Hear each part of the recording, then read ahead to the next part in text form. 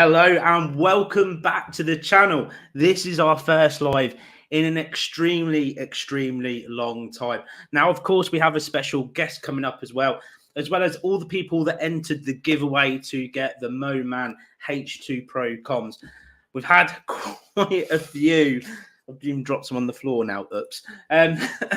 We've had quite a few people enter, so we've been spending most of my day writing out little numbers to get as many as we can in. But I've just reviewed these on the channel. That video will come out probably Monday, Tuesday, but you'll get your hands on one of these hopefully before Christmas. I'll get it in the post, whoever wins it. So put this aside because we're going to be doing the giveaway in a little while.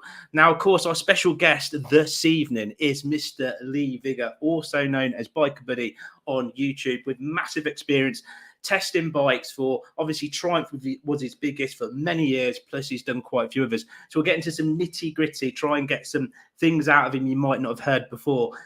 And also, we're going to be moving on to having a chat about like the world of like YouTube and all the stuff that we sort of get up to, and sort of the grind of YouTube as well, and what sort of tricks and tips that we can give you as well. Now, one of the things I just quickly want to say before Lee comes on is if anybody obviously does things like a super chat, then that will jump you to the front of the queue. If you've got a question to ask, please put question in capitals first so I can find it nice and easily. I am going to ask Lee a few questions to begin with, and then I'll open it up to the floor. And like I said, if you've got a question to ask me or to ask Lee, then we'll go for it and we'll answer it together. So, ladies and gentlemen, let me give you, in 30 seconds, because he deserves his own countdown timer, me and Lee Vigor, Biker Buddy, and we're going to have a laugh. So, ladies and gentlemen, here we go.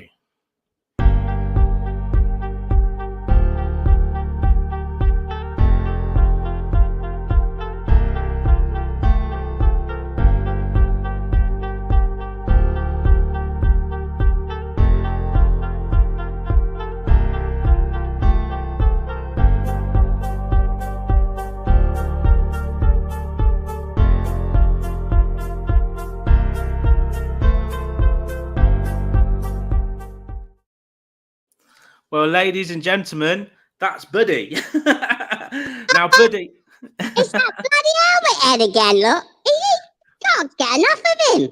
See, the thing of it is, though, I'm safe because you're there and I'm here. You can't bite me. That's the most important thing. But Miss... So, Lee, welcome to the channel. Thank you very much. And thank you for coming. Have you got yourself a drink? Because I've got myself the most expensive non-alcoholic beer in the entire world. Well, I have. But it's got best before October 2019. So we'll see how we go. So if you pass out midstream. Right. So let's jump into a few questions. Now, first of all, obviously you were a test rider for Triumph. Was it for 12 years?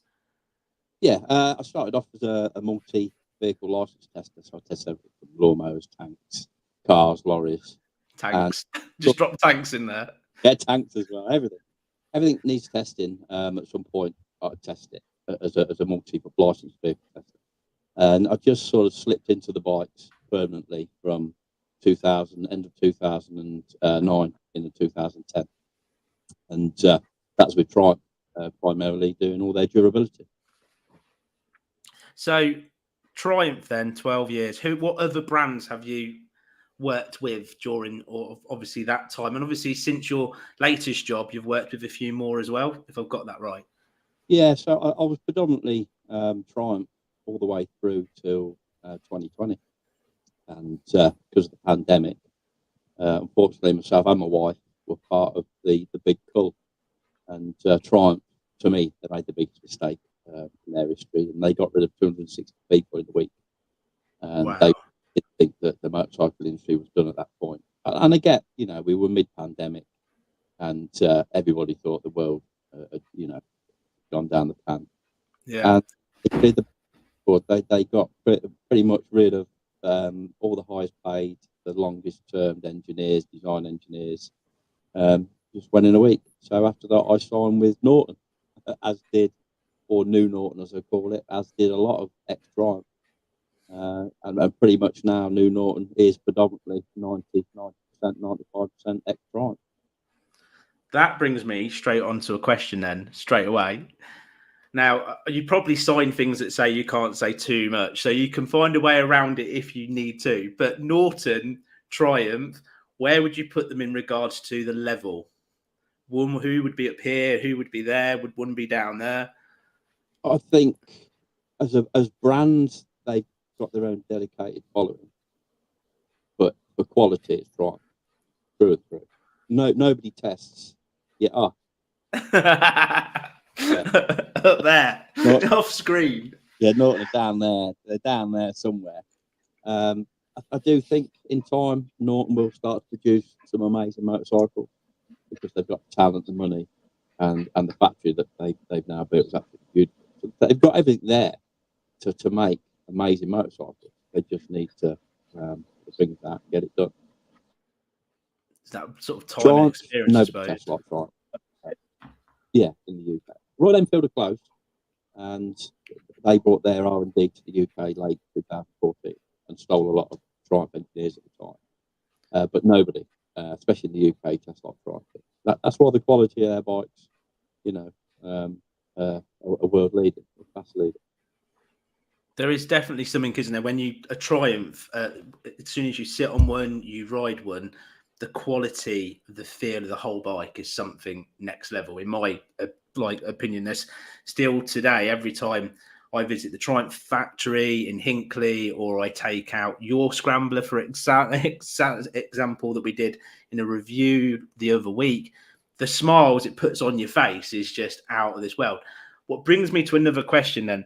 Is there any dogs in the Triumph range? Is there a bike you sit there and go, oh, I wouldn't have put that to market? I mean, bikes are always personal. For me, the one that I always hated was the Speedmaster.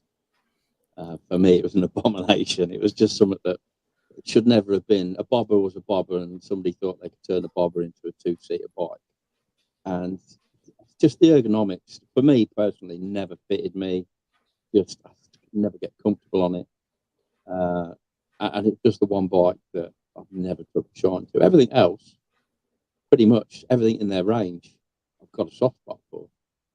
I always say, pretty much everything that Triumph sell, every single one of those bikes has got part of my soul blended into it. My blood, sweat, and my tears. And I'm proud of every bike that they put out over the last decade. I don't think there'll be another decade for Triumph like there was for the last 10, 12 years at all. Really? Yeah, I just don't think there will be. I don't think you'll see as many models. I mean, back in 2013, 14, going into 15, when we started doing the classics, the new Scrambler 900, the Street Cup, the Street Twin, the Thruxton, they were all coming up so fast from all angles. We were, working on so many different bikes. I don't truly believe you'll see that again. If anything, I think Triumph will start downsizing their range now, which unfortunately has already started to happen because they're now getting rid of the Thruxton, which is a crying shame. That's an amazing bike to work on and an amazing bike to ride. Do you not think with the Thruxton though that it'll be something they'll say we'll shelf, and then sort of 5 or 10 years will go by, and then they'll re-release it when that sort of cafe racer thing becomes almost as popular as the retros? Because at the minute it's very much adventure and retros are the big things from what I see, but I can see that coming back again in the future on the cafe racer side. Yeah, if anything, they might even just scrap the name and keep it as a speed twin R, something like that. But that's pretty much the demise of the Thruxton, was the fact that my nemesis, that the speed twin, has outsold it, hands down. And us old men are being stuck in that position. We'd rather sit up and have a bit of comfort and have the same performance. But I do think that they'll that, and 2035 we're supposed to be getting rid of the combustion engine, which I don't believe will ever happen. I think it'll be a biofuel. That's where I think it'll go. Electric has got its place. I think if you live in the city, you're not going to have a choice. Electric's going to be the only choice you get, whether it be car, motorcycle, a van. It's going to be electric. Whereas for the rest of us, I think it's going to be a biofuel. I'm pretty sure that's the way they'll go. The combustion engine will never die. They'll just find a fuel that runs clean. Yeah, it's like they've already. I think from what I know or understand of it is they've already got a synthetic fuel that it already can do that and run clean and run in our engines now. But the cost to make it is massive bucks, and hence why we've not got it. But they've already said, I could get this massively wrong, but I think they've already turned around and said that if they produced it the way they're producing petrol, it would actually be cheaper. It's just it costs so much to produce. They need to make like a mass amount. Yeah, exactly that. I've talked to a guy on one of the Norton launches I was doing, one of the Norton road shows, and he races Morgan, and they're racing on biofuel. And he said, I can sell you some now, it's £5 a litre. And that's the thing. And the thing is, they won't make it cheaper until they've sold all their backlog of petrol and they're made to ship biofuel. But they're still going to make money out of petrol. They could probably swap that, but they're not going to, because that just loses money. But yeah, I truly believe that the biofuel is what's going to keep us motorcyclists going. So going back to the test riding, I'm getting anyone else getting like a feedback? Because I'm getting feedback. Anyone else getting it on the live? Does it sound like I'm echoing? Is it just me? I'm quite perfect. Let's see if we can. Because it's like I say hello, and then I hear the hello coming back. Yeah, they're getting it as well. Let me just see if I unplug this and plug this back in, if it helps.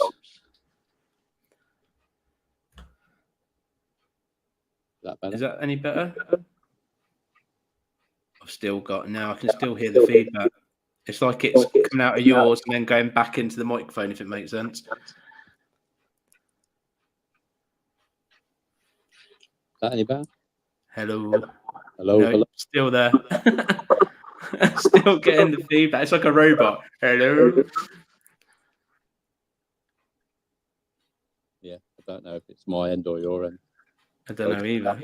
I'm just unplug the mic and I'll plug the mic back in and then we'll continue.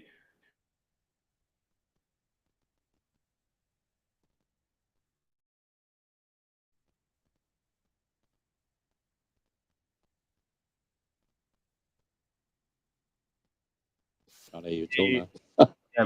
Hello. No, Hello. I've still got feedback. I've unplugged everything. Anyway, we will continue like professionals. So going back to it, so the only bike that you don't like the most out of is the Speedmaster. Yeah. Is that a bike that you've ridden back and then you've turned around and gone, I don't like it as part of a test riding thing, or just something that you kind of kept yourself?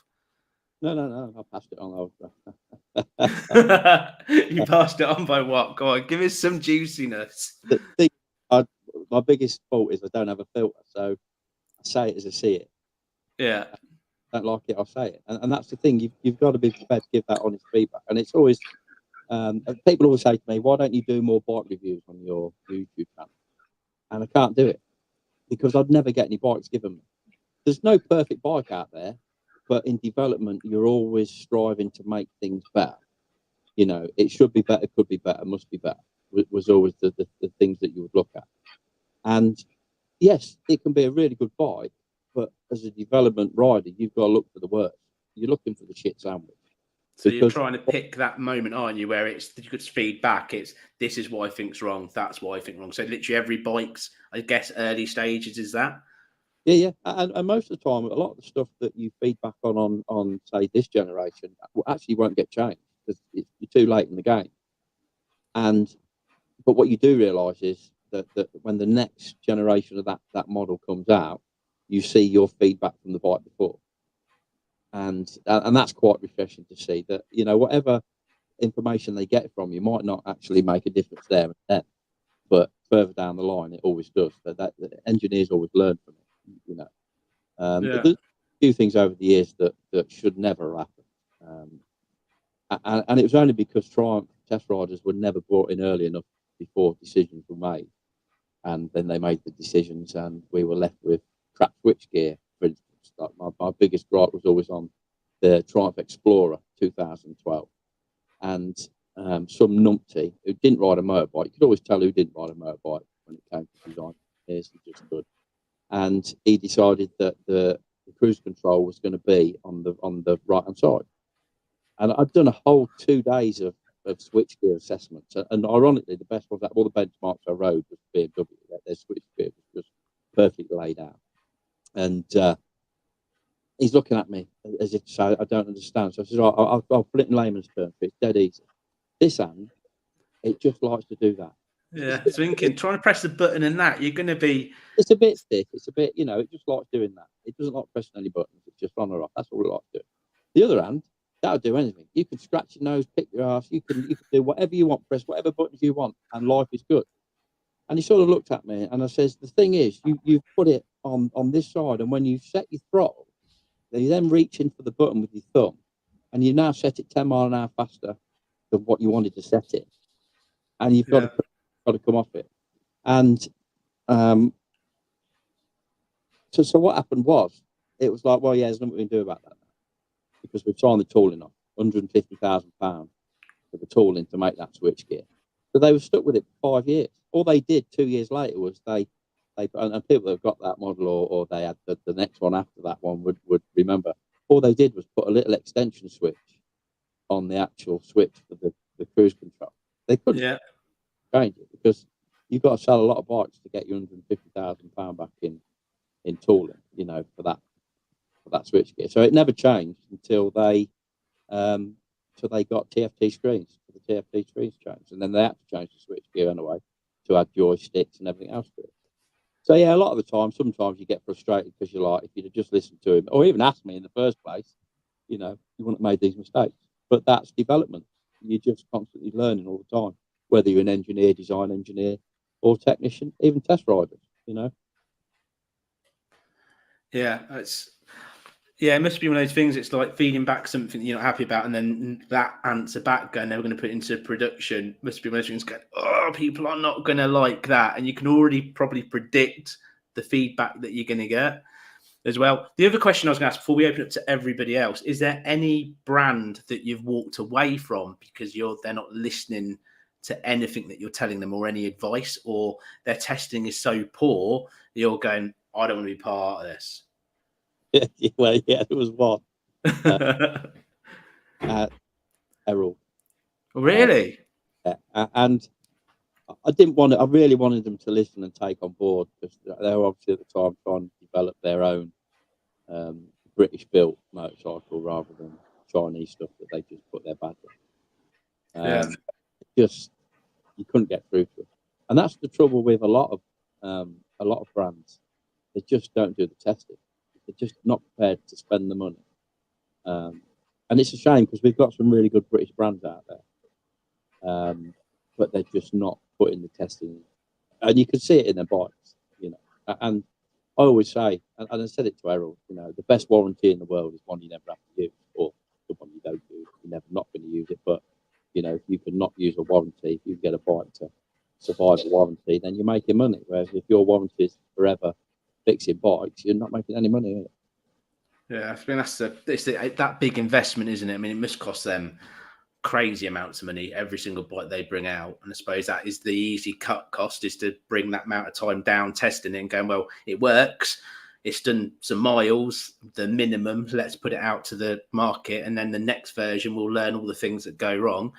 And like this old-fashioned that they say, don't they? Don't buy the first version of a new bike because you're going to get all the little bits. And then by the end of that, they're normally all fixed with the recalls and everything else that is done.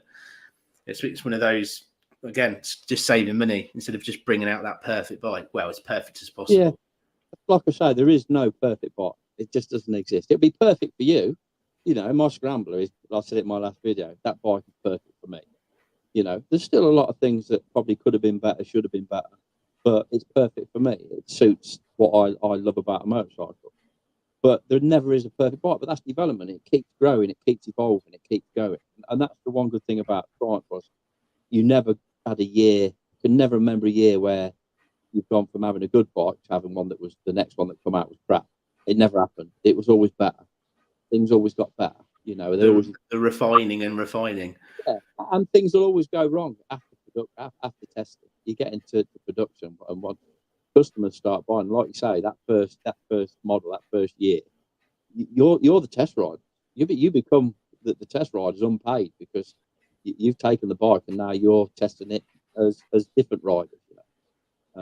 So there's always things that crop up, and I think sometimes there's always like parts that they've sourced and tested were amazing when we tested them, and then the companies that they're buying them from are going, well, we've got the contract now, we're just making them a little bit cheap.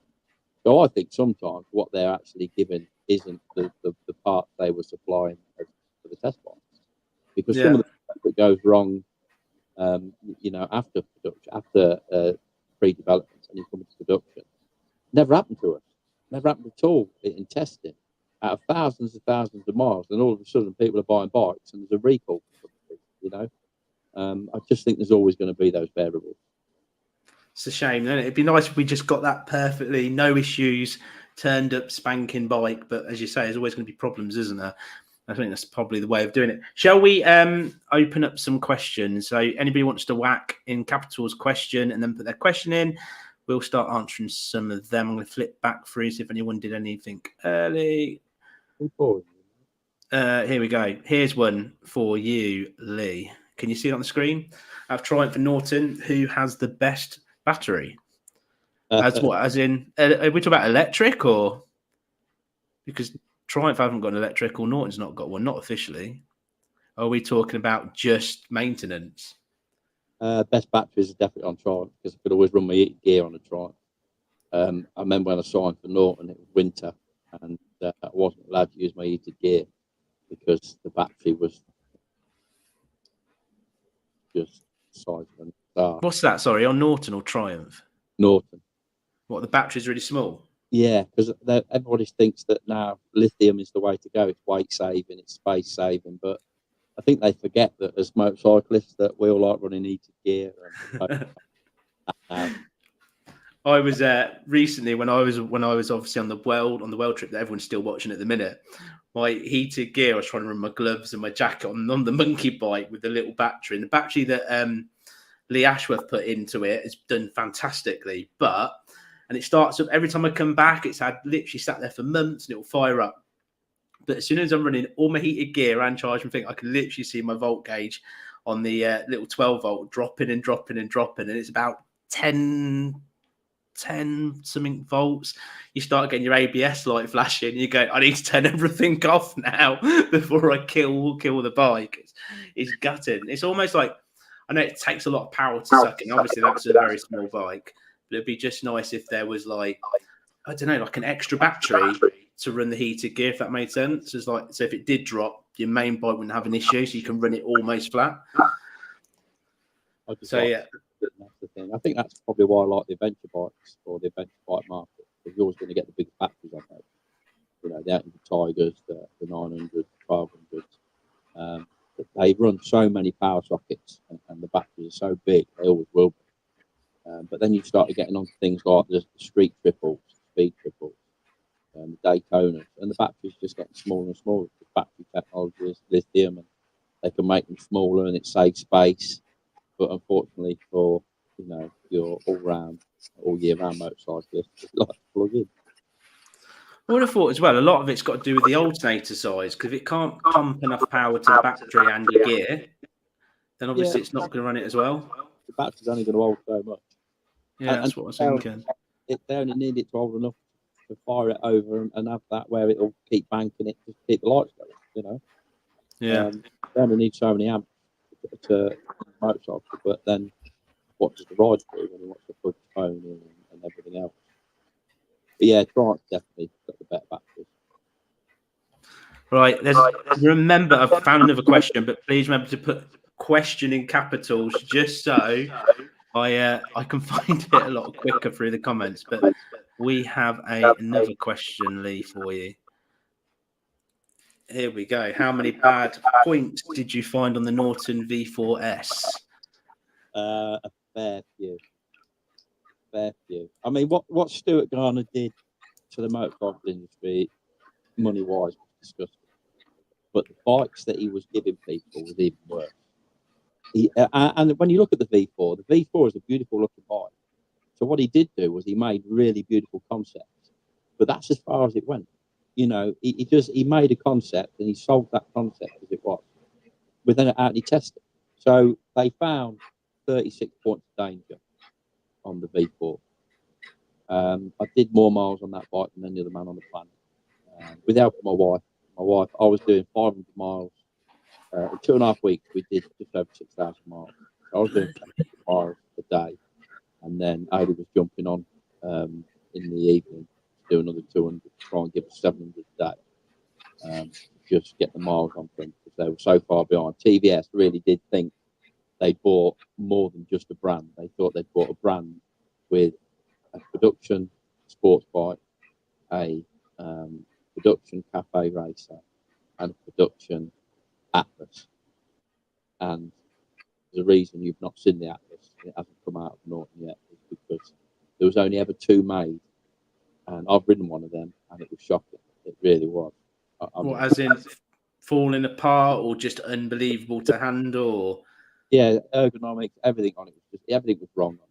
But he only made 2, and he sold 500 of those bikes in 2015 at the bike show. He took 500 deposits, and I think if Norton are going to learn anything from that, what they need to learn is they need to make a bike for the masses. They need to make something like the Atlas, and I don't know if they will because I'm nothing to do with development with Norton, and I haven't been since 2021. But I think if they make a bike that sits somewhere between a Bonneville and a Gold Star, price-wise, I think they'll be selling them quicker than they can build them. Yeah, I think so. People really do love the British. Just love British brands, you know, whether it be Triumph, BSA, Norton, as New Norton as I call it. Like I say, they've got the skill, they've got the technology, and they've got the money behind them now. They just need. But unfortunately, the V4 put them back. It put them back 2 years plus, because all of a sudden they've got nothing.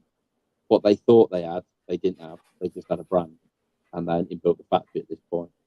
And like I say, they found 36 points of danger, and majority of those were parts and stress on parts, and the engine was shocking.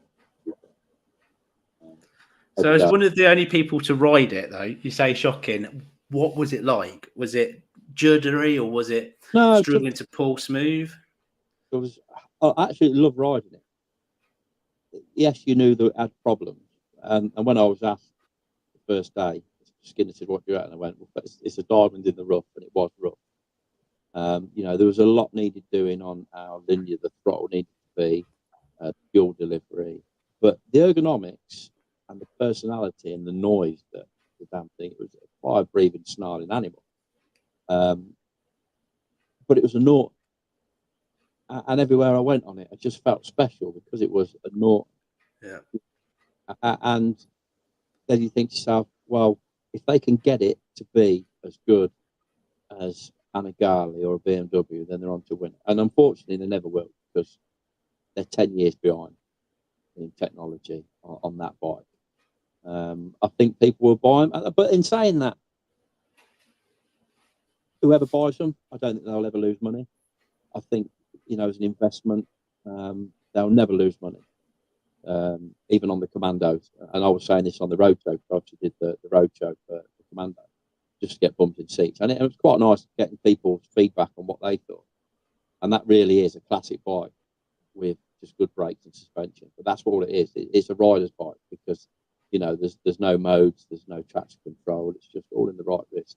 It's a fire-breathing, snarling classic bike, and that's what it is. It's a classic bike. But 17 grand to 19 grand, yeah, it's a lot of money. But you know what? I think if you had the money, you would never lose a penny. It would just keep going up year on year. And I think that's where Norton are at the minute. Is they're a marquee brand selling investment bikes, but they need to start selling bikes to the masses again, like it used to be back in their history. I mean, if they could do something around the 11, 12 grand mark, that sounds crazy, but something what is affordable for most, and give it that cool kind of, because in my opinion, Norton as a brand, if I think of a Norton bike, I just think it oozes coolness.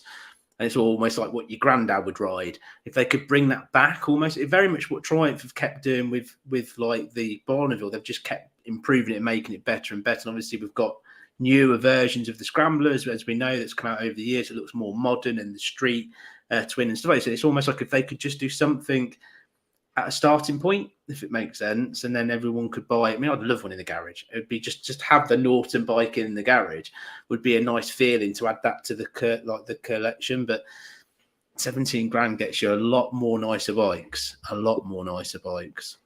think Triumph have just made probably the best business decision of their lives with the 400 Scramblers. The 400, what 400 B twin, is it? I just think that they are pre-sales in India in the first week of 10,000 pre-sales, and pretty much every dealer in the UK has already sold out their allocation. And the thing is, as well, it looks. I mean, I saw it again at the Triumph factory on a recent visit, but it doesn't look cheap. You expect it to lose its kind of Triumph thing to it, but it doesn't. It looks like a 10 grand bike. It doesn't look cheap, and it's almost like that's the clever side of it. Where with some of the Royal Enfields, it's a cheaper bike because you sit there going, well, if I drop it or I damage it, it's not the end of the world. But that looks more than it actually is. So they've definitely got something there, and hopefully as well, it will get all the new people, the youngsters as such, getting into taking them, going, actually, it's a cool bike, and keep that era going. That would be really cool to see. Yeah, they should never have scrapped the 250s. We were doing 250cc Triumphs in 2012. I'll put another question on the screen as well, Lee. Can you see it? What is the best bike setup for bike and dog? Depends on the dog, I suppose, because there's no way I could stick an husky in front of me. I could actually imagine you trying now. I've got a husky. He'll go on. There's a guy that has the ground.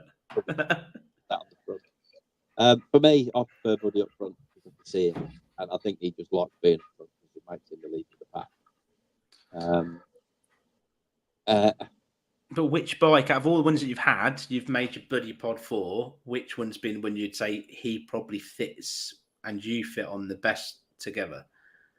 That's hard because the Monkey we fit on really well, and he really liked it. And it took me a bit to get my head around the fact I was going to do that.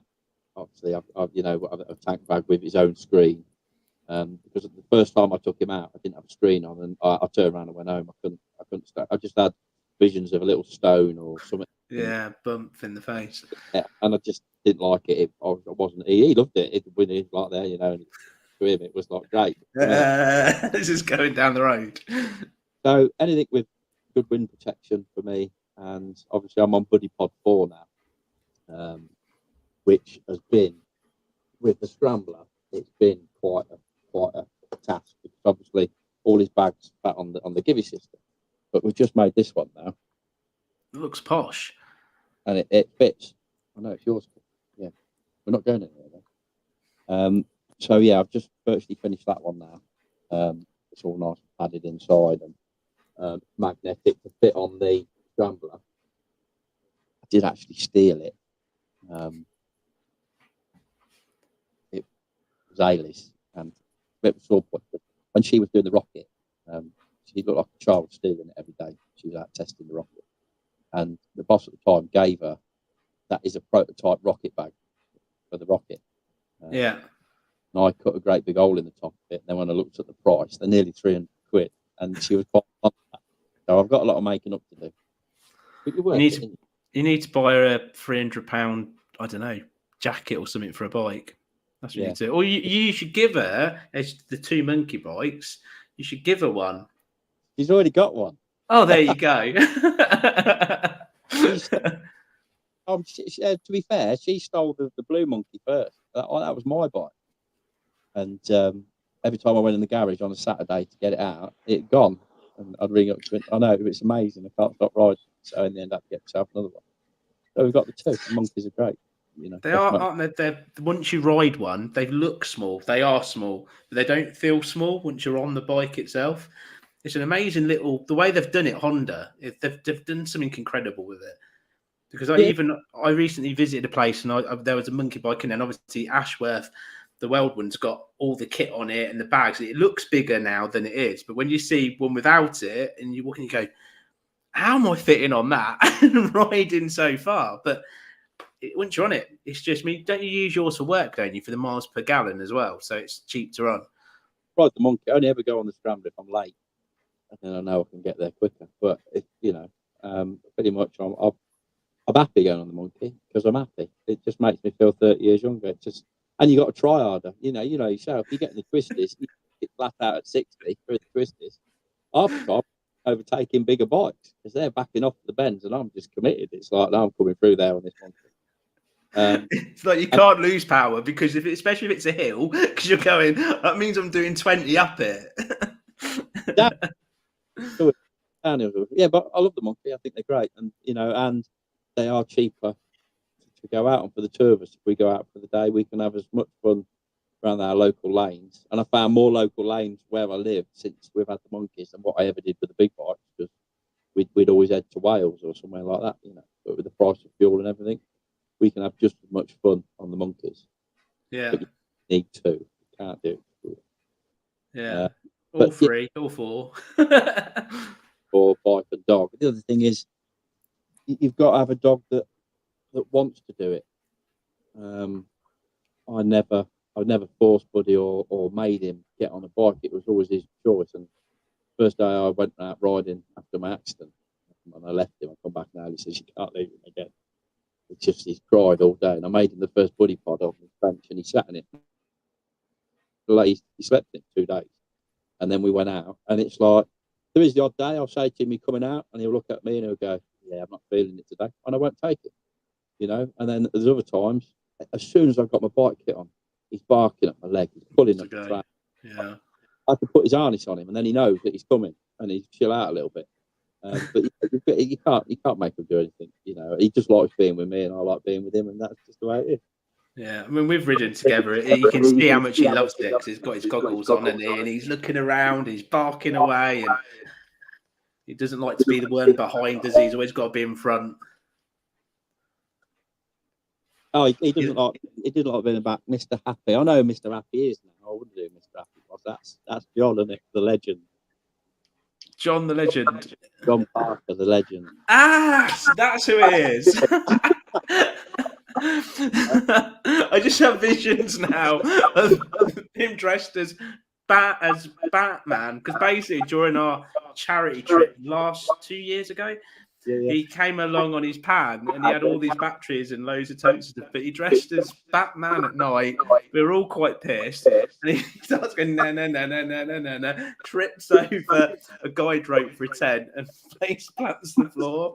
So that's all I've got that vision of now. Is splat.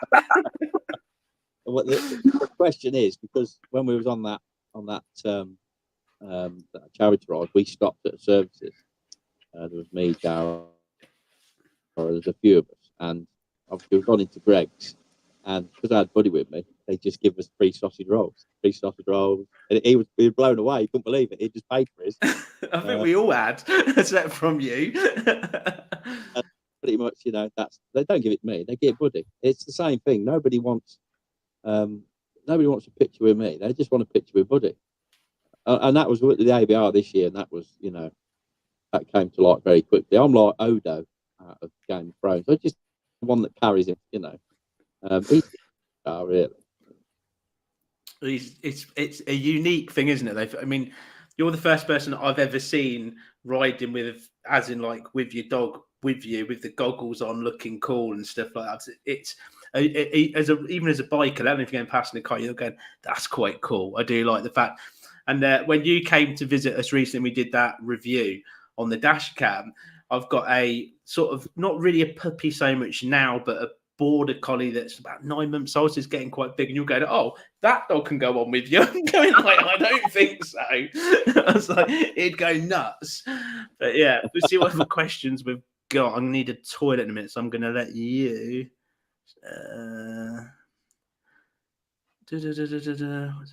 This vintage cider. You reckon cider goes off? Anybody else out there? Do you know cider? Should you drink? What is it? 4 years out of date? Yeah. Yeah. But I'm going to pop a question up on the screen. Actually, do you know what I'm going to do really quickly?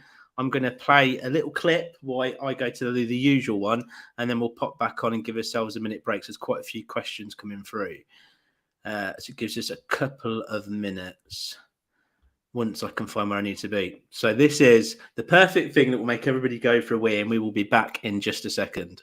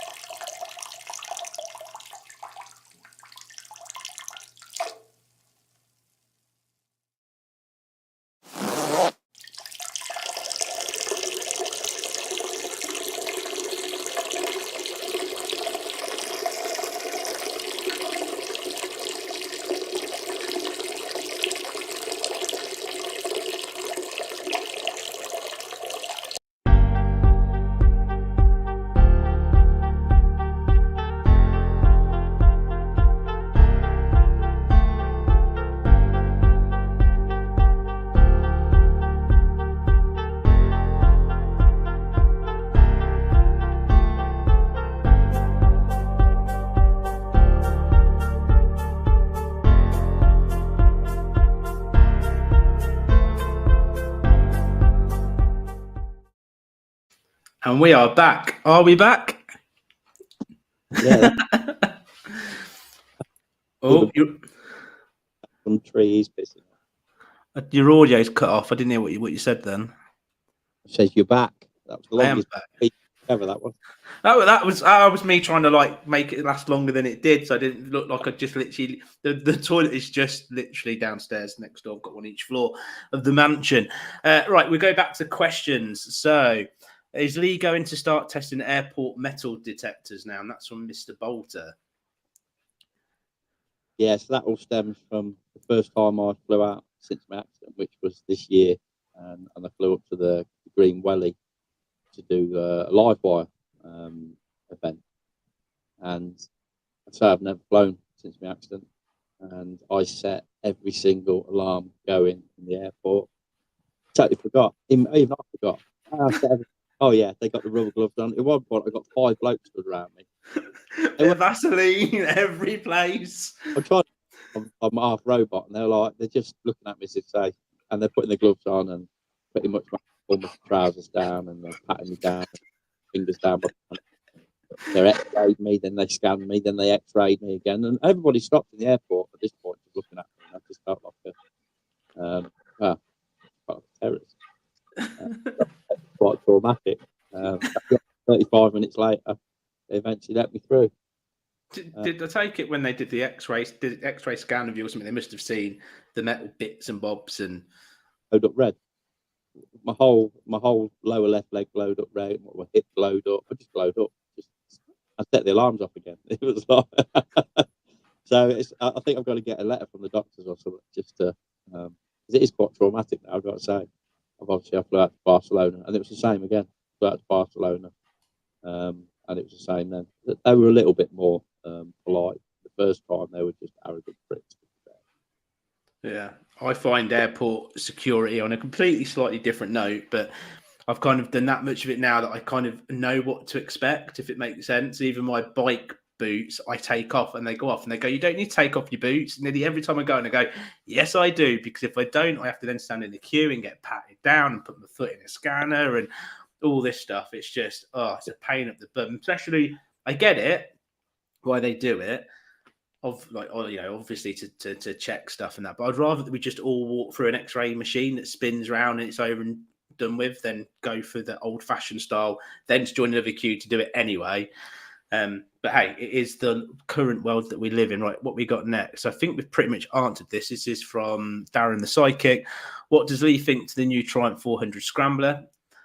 Yeah, like I say, I think they've done an amazing thing. I've not ridden one, and to be fair, they started these in 2017. But we was having a lot of engineers and technicians come over from Barja to learn the Triumph way when the early prototypes were being started. And then, obviously, I had my accident, so I was away from the scene for 8 months. And so I never really got to throw my leg over on them. I do think the quality will be there. It's this same old age argument that they always have it with people, and they'll go, yeah, but they're made in India, or they're made in Thailand. They're not Triumph anymore. They're not British. And I dispute that. I really do, because all the R&D is done here in the UK at Hinkley. All the testing, the design, and the engineering, everything is done here until the point it's ready to go into production. And at that point, everything's been passed off, certificated, and given the okay. And then it goes to another country to be assembled. And that's to make it so it's affordable for everybody. Because if you was to do everything here in the UK, you'd be paying 25, 30 grand for a Triumph, you know. And Royal Enfield are the same. I see Royal Enfield as British. And now everybody go, no, they're Indian. Well, no, they bought their R&D. And that's when Royal Enfield turned the Royal Enfield story around. I mean, I had an old 350 Bullet, which was on a 51 plate, and it still had the gearbox on the wrong side, which I called the Green Goblin. It's a cracking little bike. But they hadn't changed anything for like 60, 70 years. You know, everything was being built the same. They'd done nothing, no testing, nothing. And then they came to the UK, and they built a beautiful R&D centre at Brunstall out near Lutterell. And they actually started testing, and they started employing British engineers, British test riders, British, just everything British. And it's the same. Everything's tested here, designed here. And then when it's ready to be assembled, it's done in India, where they can make their bikes. Because I hate saying that Royal Enfields are cheap, because I don't think they are cheap. I just think they're value for money. And that's because they can assemble them. And Royal Enfield are very good at also making a lot of their parts in India as well. But it's all tested here. You know, it's got to go through the same sort of stringent testing that Triumph does. So with the 400s, I think they're going to be a really good seller. Time will tell, of course. We'll see, you know, how many problems they have. Do you know what the service intervals are on the 400? Is it 10,000? I know they're not. They're quite high. They're not every couple of thousand miles. Because that's the difference between Royal Enfield, isn't it? Then, because obviously having the Himalayan, it's like every 3,000 miles, and it's almost like it's a lot of services. Where if they make it 10, like most bikes, and if that's the one what they've done with the 400, it already for me that's a winner, because most people probably only do 2,000-3,000 miles a year, and that's their summer riding. But the other half will do 10 plus a year. So they don't want to be servicing it 2 or 3 times a year then, if that makes sense. Yeah. I mean, they're going to be more, they're going to be better than his BMW, aren't they? Sorry, say that again. So I was reading the question. They're going to be better than his.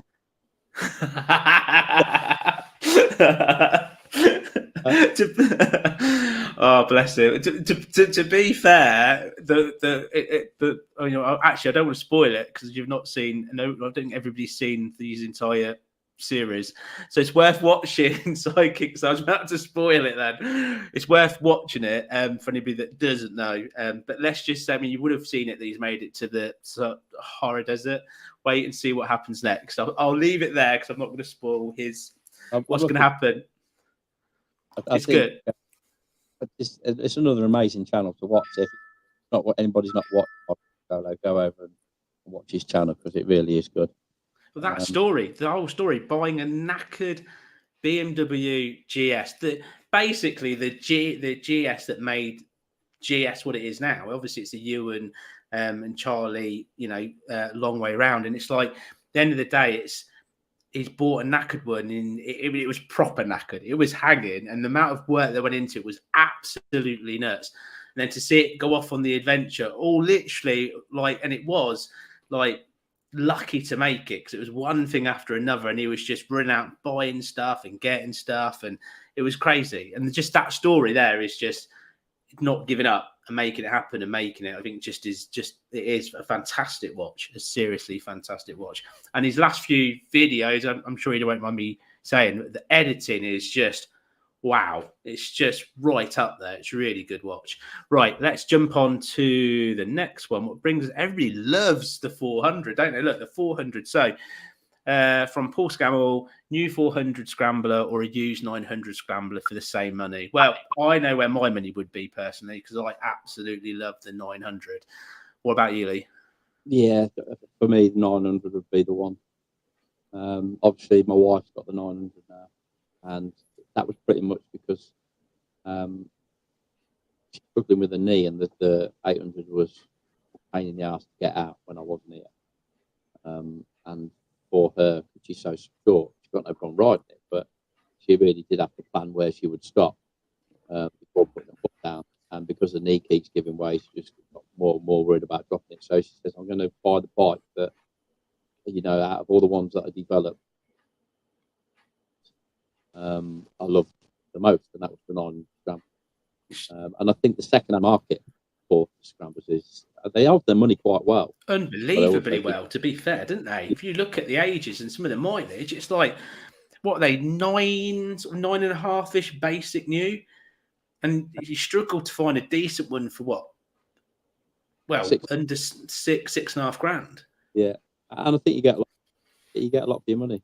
They're just gorgeous. I mean, personally, I'd say that they're the best looking scrambler in the world. And if I was going to buy one, I'd definitely buy one, because it's like, if I was, that'd be the one. The patrons know what I'm talking about. I just think you've got to be one of the best people in the world to have the 900. Yeah. I mean, I've rode Alias a few times now, and I do like riding it, but because I'm so tall and I'm now a robot, so with me, my hip and everything else, I find the ergonomics of the 1200 a bit too tight. Yeah, the 1200 is a better fit. The 900, I start to get uncomfortable quite quickly, and that's only just in the leg room that I've got. As in rideability, I think the 900 actually rides better than the 1200 when it comes to things like town, filtering. It's more flickable. It's more engaging in a lot of ways, but the 1200 fits me like a glove. So for me, it's 1200. Yeah, I mean, again, I've ridden yours, and it's a beast, isn't it? It's like, when I was riding yours as part of the review that I did, I was supposed to be talking about the product, but what I ended up doing was, I just was like, I couldn't talk. I just thought, I want to ride it. I want to ride it faster. I want to ride it faster. So I had a little short blip around, and I hardly spoke during any of the review. So I was like, I'm going to have to voice over. I know that a lot of people saying to me, why you're not nothing, you're not anything to do with Triumph anymore. Why do you keep buying Triumph? I just know what goes into them. It's the love of the brand, isn't it? That's what it is. I mean, with this one, I didn't actually have a lot of input, as anybody who watched my last video would know. You know, it was very minimal, probably up to 5,000 miles. But you can take the man out of Triumph, you just can't take the Triumph out of the man. For me, even before I worked for Triumph it's that brand thing again. It's, you know, my dad had Triumphs and my granddad had Triumphs, and it just, it's the brand, you know. We love British brands, and for me, Triumph, out of all the British brands, even though, you know, after what happened with Triumph, I absolutely hate the decisions that corporate Triumph made and how it affected my life, but I love the brand and I love the bike. It's that old-fashioned saying, isn't it, that once you go Triumph, you don't go back. That's the right saying, isn't it? That's definitely the right saying. Once you go Triumph, you don't go back. Yeah, it's nothing to do with anything else. Right, so Scott says, hi from Darwin in Northern Territory of Australia. When do you think you'll make it over here? I take it that's going to me. Let's Paul Lee's traveling the world. Australia, for me, to be completely honest, I will get there, definitely. What at the moment, my plan currently is to go from where the bike's stored at the end of this adventure in the Pyrenees. I've already got a date booked to fly back out. Anyway, I'm going to go to Italy, potentially go into Greece, and then potentially go into Turkey. Now, there is a bit of a stumbling block past there, so hopefully by the time I arrive there, things will be a little bit easier, because there's issues with timescales, looking at things like Pakistan and getting into India, and especially me and the bike getting through. So I'm hoping to figure something out by then, but Australia's a long way away. I think probably a good couple of years. Or I look at doing something else and somehow funding what I'd love to do, funding the bike to be shipped, or obviously cargo plane to Australia or America, and then just spending a year doing a leg there. What potentially, if it becomes that Pakistan is still where I have to have like a police escort to get through and etc., or Iran's going through what's going through, then that might end up being an option anyway. But it's all money, so I'd have to build up a big pot of money. It's a good couple of grand to get your bike cargo plane, so I'd have to find that plus all the rest, and then I have to have a longer time to get there. But I will make it. I just, at this point, I just wing all of my stuff, so I don't know yet, but I will do. Where are we up to next? Just trying to find the questions, and a lot of people haven't put the word question, so it makes my life really difficult, so I have to start flying through all the comments. That's just about the monkey. Pop that on. I'm looking for any more questions on here as well. Right, here we go. Question: is Lee coming to Germany for riding a sausage? He coming to Germany to ride a sausage, for ride a sausage. So Lee, the big charity trip that we've got going on the 24th, where Eric is coming to, and he's bringing his trusty Himalayan, where we're going to be raising all this money for men's prostate cancer. Big CC scooter, or you can bring your own bike. Are you and Haley going to be able to come? And of course, can you bring Buddy? Have you got a passport for Buddy to bring him as well? I'd have to. Theoretically, we'd love to, and it still might happen. As it stands right this minute, who knows? Financially, it's a big commitment. As was the Four Corners trip, which I absolutely love. Just to dress up as a Ninja Turtle was like, that was it. There was when you turned up, that would honestly, because I didn't know what you were coming like at all. When you and Haley both come dressed up as turtles, I was just like, I wish I'd thought of that. It was so good. Scooter is, and I've thought about it, is where do I put him? Because I won't have him behind me. He's got to be in front of me. And unfortunately, on the scooter, there's nothing in front of me, and I don't think he'll want to be on the floor. So potentially, it might have to be on our own bike. But it will just say, I'd like to. It'd just be a case of getting a pet passport. I did get him a pet passport. I did find somebody was telling me that they don't actually let dogs ride on motorbikes in Spain, which absolutely broke my heart. I found that a few weeks ago. I did want to ride out to visit my dad at some point. I would have done it anyway. Just do it. I don't know about France, and I don't know about Germany. But yeah, pretty much anything like that. I'm not leaving Buddy anyway. I'd just do it anyway. Get on the ferry and go, and just figure it out once you get there. Worst case, you hide him and just go past the police bit. As long as they don't like strip search you, you're in. Yeah, well, they're all right unless they close. Tell them that's the thing.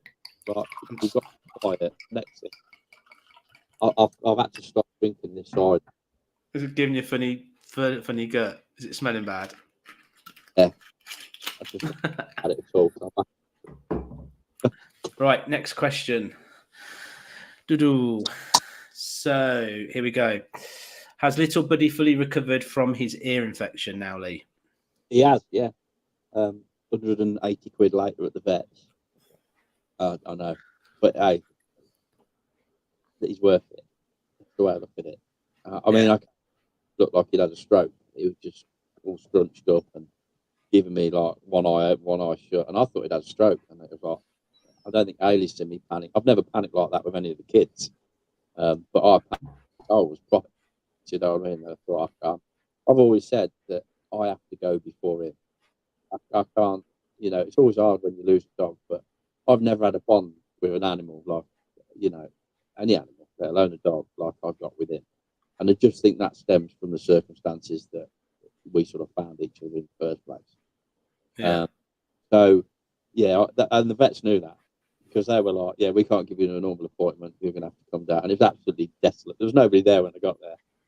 So it was like £120 for an emergency. And it was something for this, something for that. But, you know, I just didn't care. I just wanted to get sorted. And it was an ear infection. They're thinking maybe a mite or something got in his ear. Because I thought, well, he hasn't been out on the bike. We haven't ridden for probably 6-7 weeks now. Because I've been away flat out on events. Barcelona, then a few weeks ago. So we just haven't been out. And then obviously I bought the scrambler, and I won't put him on it until the full screen goes on. Like I said earlier, without that protection. The bag's finished now. But yeah, he's all good now. Ear drops, painkillers. He was off his tits for a couple of days on these painkillers. Quite funny. Was he walking into walls and things? Oh, he was like a drunk chihuahua.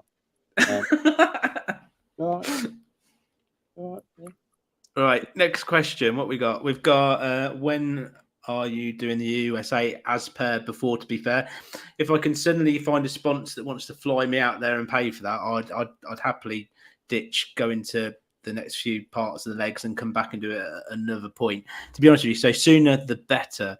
What else have we got? Have we got any more?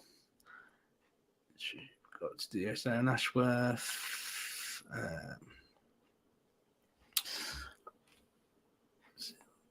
What's this question-ish? I'd pay even less and not have one water damaged. What's that about? Have I missed something? Have I missed something? You'll have to tell me what I've missed, because I'm flipping through loads of questions. What one piece of advice would Lee give to a Harley to improve? To Hayley, I said a Harley. What one piece of advice would Lee give to Hayley to improve her riding? Well, she teaches people to ride bikes. Yeah. So you got to be very careful with what you say. To be fair, I don't think there's anything I can teach her.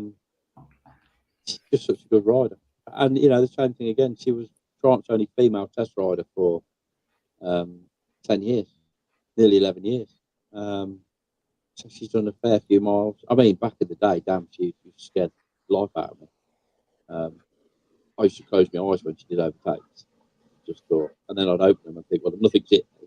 No parts were on me, you know, and she'd be past it and gone. But and then I didn't make her, but I suggested she did her advanced riding, and that was the best thing, the best advice that I ever gave her, I suppose, because she did it.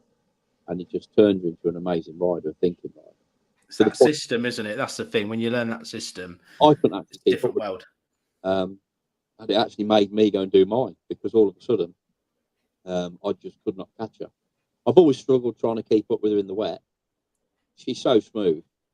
Her wet pace is like, I've nearly died a few times trying to just go. I mean, I remember years ago, bloke says to me, he says, "Doesn't it bother you that your missus is faster than you?" And I went, "No, but it bothered you because you nearly killed yourself twice trying to get past her." Because it's that thing, it's a woman, you know, and there shouldn't be this gender thing within any sort of sport or something you do, you know, motorcycling. There are amazing female riders out there, there really is. And there's some crap ones. But you can say that the same about bloke riders and male riders, you know. Everybody, can't you? Everyone. There's some good ones. There's your, what I call your weekend ride, literally 5 miles down the road to a pub, have a beer or a coffee and ride home. And then they're like that. And they're struggling. And then you get people that ride every day, all day. Are just, you know what I mean? Everyone's at different levels. The only thing she does now really to wind me up is overtake me, because it winds him up, because he loses his shit. And he wants to get out of the bag and drag her off the bike and tell her off. She's like, I've got to be in front. take her, he just gives her a dirty look, but she does it on purpose, you see, and it winds him up. But when we was on your helmet head weekend, he didn't actually realise she was on a different bike because she changed the bike until about halfway, and then all of a sudden looked at me and he was like, "That's bloody well her. She's bloody well." That was it. Lost his shit again. But it's quite nice. I used to follow her everywhere. I was always happy to be behind her. But Yeah. Buddy's sort of, he's leader of the pack now. I could sit in a pack of other riders, no problem. I've got no problem with sitting in a pack of riders. I just can't have Ailey in front of me anymore. He ain't having it. I've seen him go absolutely nuts as you're riding along. He hates it. He's like, "You've got to go in here. You've got to be in front." But she does it knowing that I can't get past her for at least 3, 4 bends, 5 bends sometimes, and I'm stuck behind her, and he's losing his shit, and I just know she's laughing in her out. But hey, that's joyous. Right, can you get your loud of applause ready? And then this one's for you. So you've got to press it. So this is Monkey Dick's Adventures. Congratulating you on your 1,000 subscribers. Yeah, What a feeling. That will bring us on to talking about YouTube and that world. So what I'm going to do is I'm going to take a slight break again, and then we'll sort of move away from bike test riding and the world of being moto vloggers. And when I get back, I will do the giveaway. So I will pick a number of all the people that have entered. So we're going to have literally about a 2-3 minute break now before we do that big reveal. So I've got a little video of the first leg of the world trip for you to watch why that's going on, and then we'll be back with the actual draw. Video. Right, see you in a minute.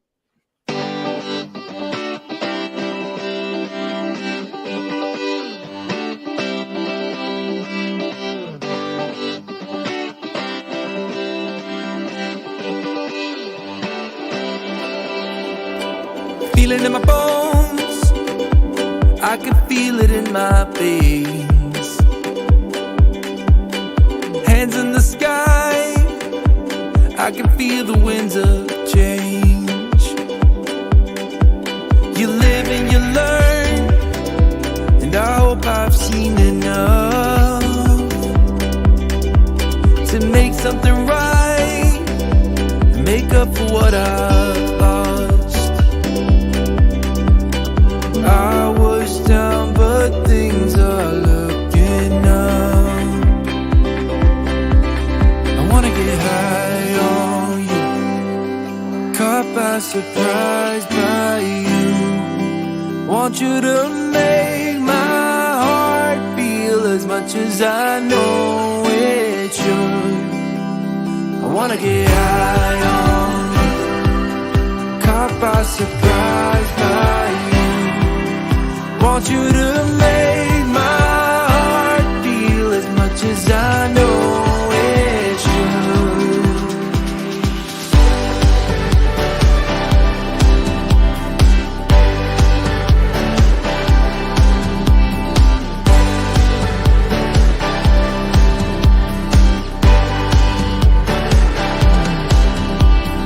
Things turn around, didn't ever think they could.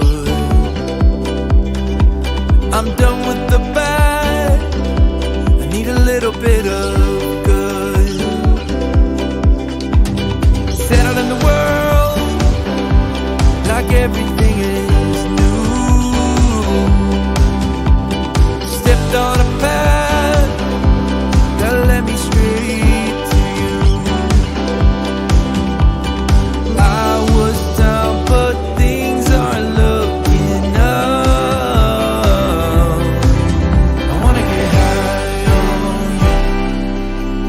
By surprise by you. Want you to make my heart feel as much as I know it should. I wanna get high on you, caught by surprise by you. Want you to make my heart feel as much as I know it should.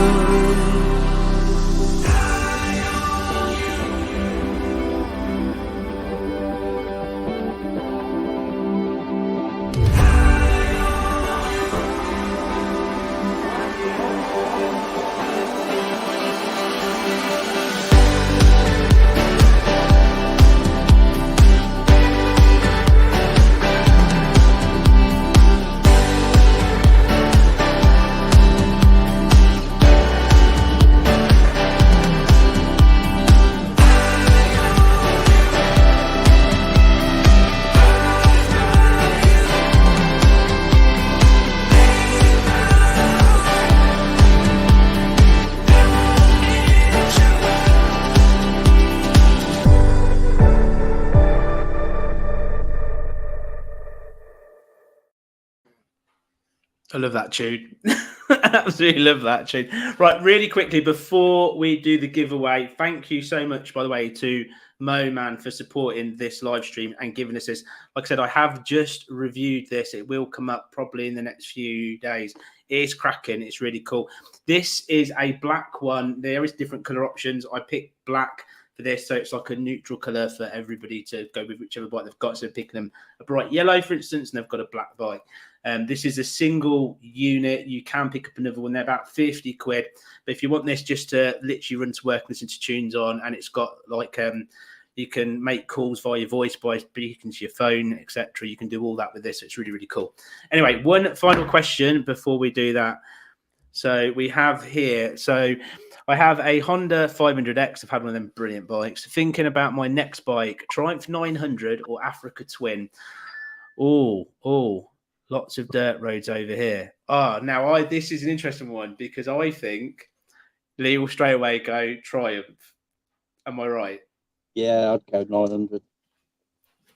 See, I'd go Africa Twin. But then you've had the 900 and I've got the Africa Twin. So Big and lardy though, isn't it? The old Africa Twin.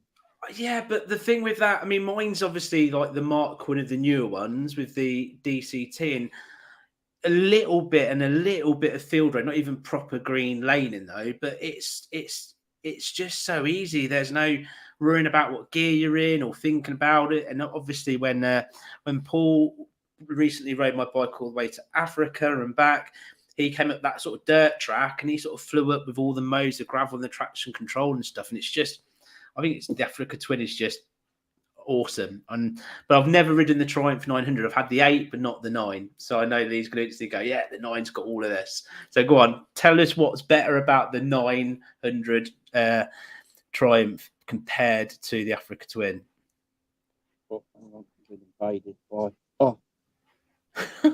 It's like a dog off. It's all going to kick off now. Look. So Tiger 900, what's better than the Africa Twin? Come on. I would go Tiger 901 because it's lighter. Throttle's more linear. I'm not sure whereabouts in the world is Scott from. I don't know if you put a post up earlier. I don't know if it's Australia or where. But he said there's lots of dirt roads over here, so I'm guessing it's somewhere like that. Make yourself at home, love. Well, my vote is the Africa Twin. Yours is the Triumph. I think it'll be like, let's see which bike that he actually buys. Yeah, well, to be fair, do you know, and we said this in our 800 and Africa Twin.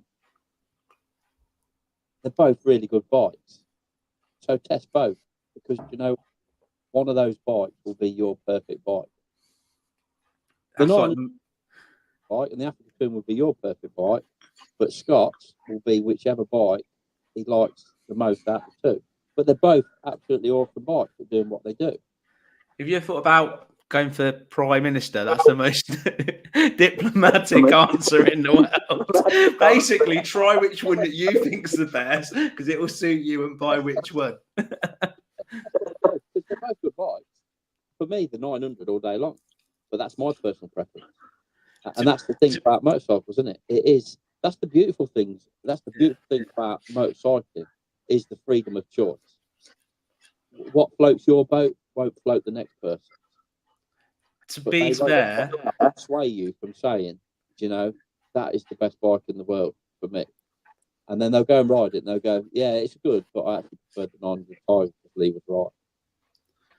To be fair, I couldn't afford a 900 Tiger because I'd probably have one of them as well, to be honest. Because they look cool. They just look really cool with the dash and everything. Right, shall we move on to the MOMAN giveaway that we've all been waiting for? So Lee's going to stand by with the round of applause.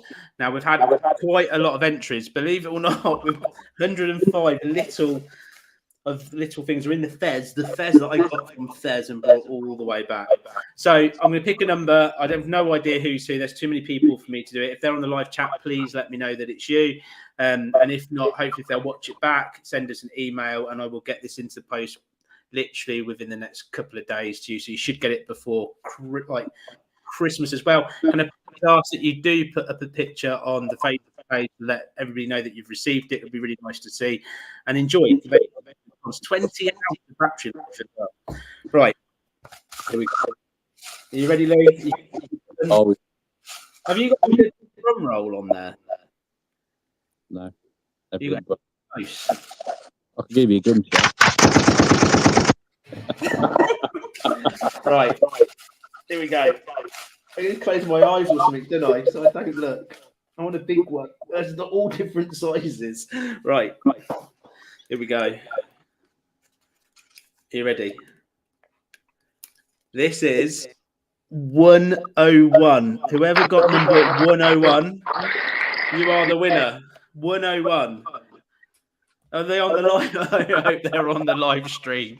Come on, 101. Are you on the live stream? Have you got anybody? I need to scroll down because all the things. Give it a sec. No, it's not Mr. Happy. Anyone else? He ain't too happy now, then. He's not too happy.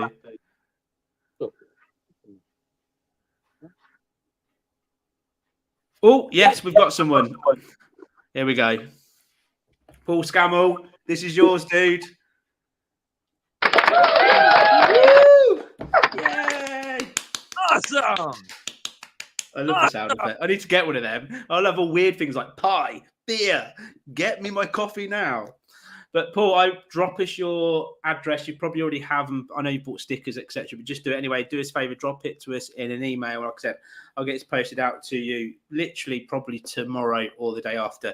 So it'll get you pretty quickly, and hopefully you really enjoy them as well. That's really cool. Look, it's like it's me. No, Mr. Happy, you can't lie and say it's you. It's not you. It's him. Unless it was you, but it's not. It's him. Anyway.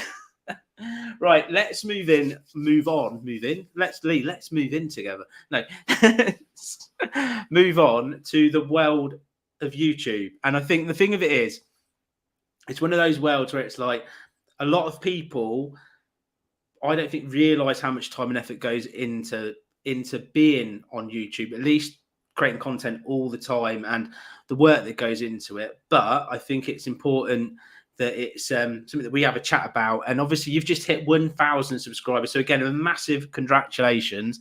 I mean, you've worked your butt off, to be fair, over quite a length of time.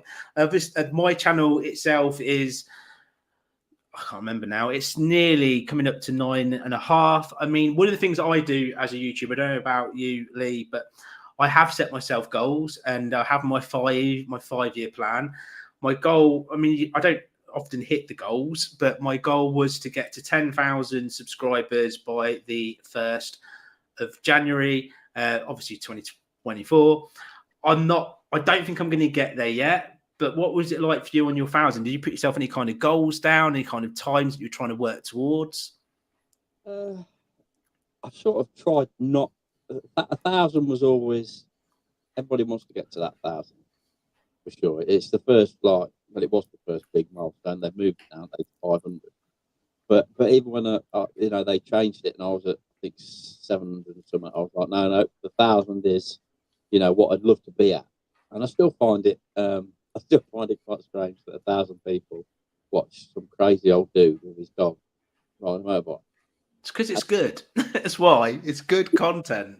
YouTube for me was an outlet for my mental health when I was in a dark place, and it started that we did it because I was trying to and that's why all the socials were in Buddy, it's about Buddy, because it all started from a crazy lady that jumped out in the middle of the road in Grantham, the first ride we ever went on, scared the life out of both of us, and then dropped the bloody bike.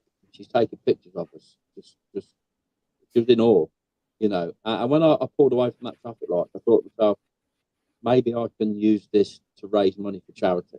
And I can give a bit back, air ambulance and whatever charities, and that's what we sort of, it all came about.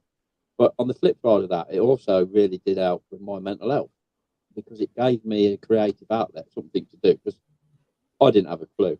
I went from a man that had to hide everywhere for a living, couldn't be spotted anywhere, I couldn't talk to people, I just had to hide, to somebody then that's got to get in front of the camera, and I still struggle with it. I still find it hard, but what I get out of it is it just enhances my mental health. Even now, it just gives me a creative outlet, and I'm learning every day.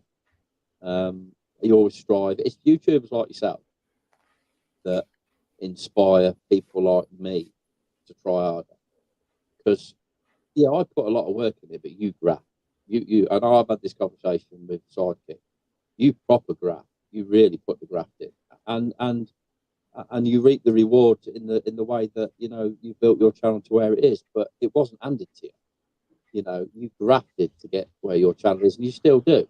And every time I do a video with you, or I come out and do a collaboration with you, I learn something new every time.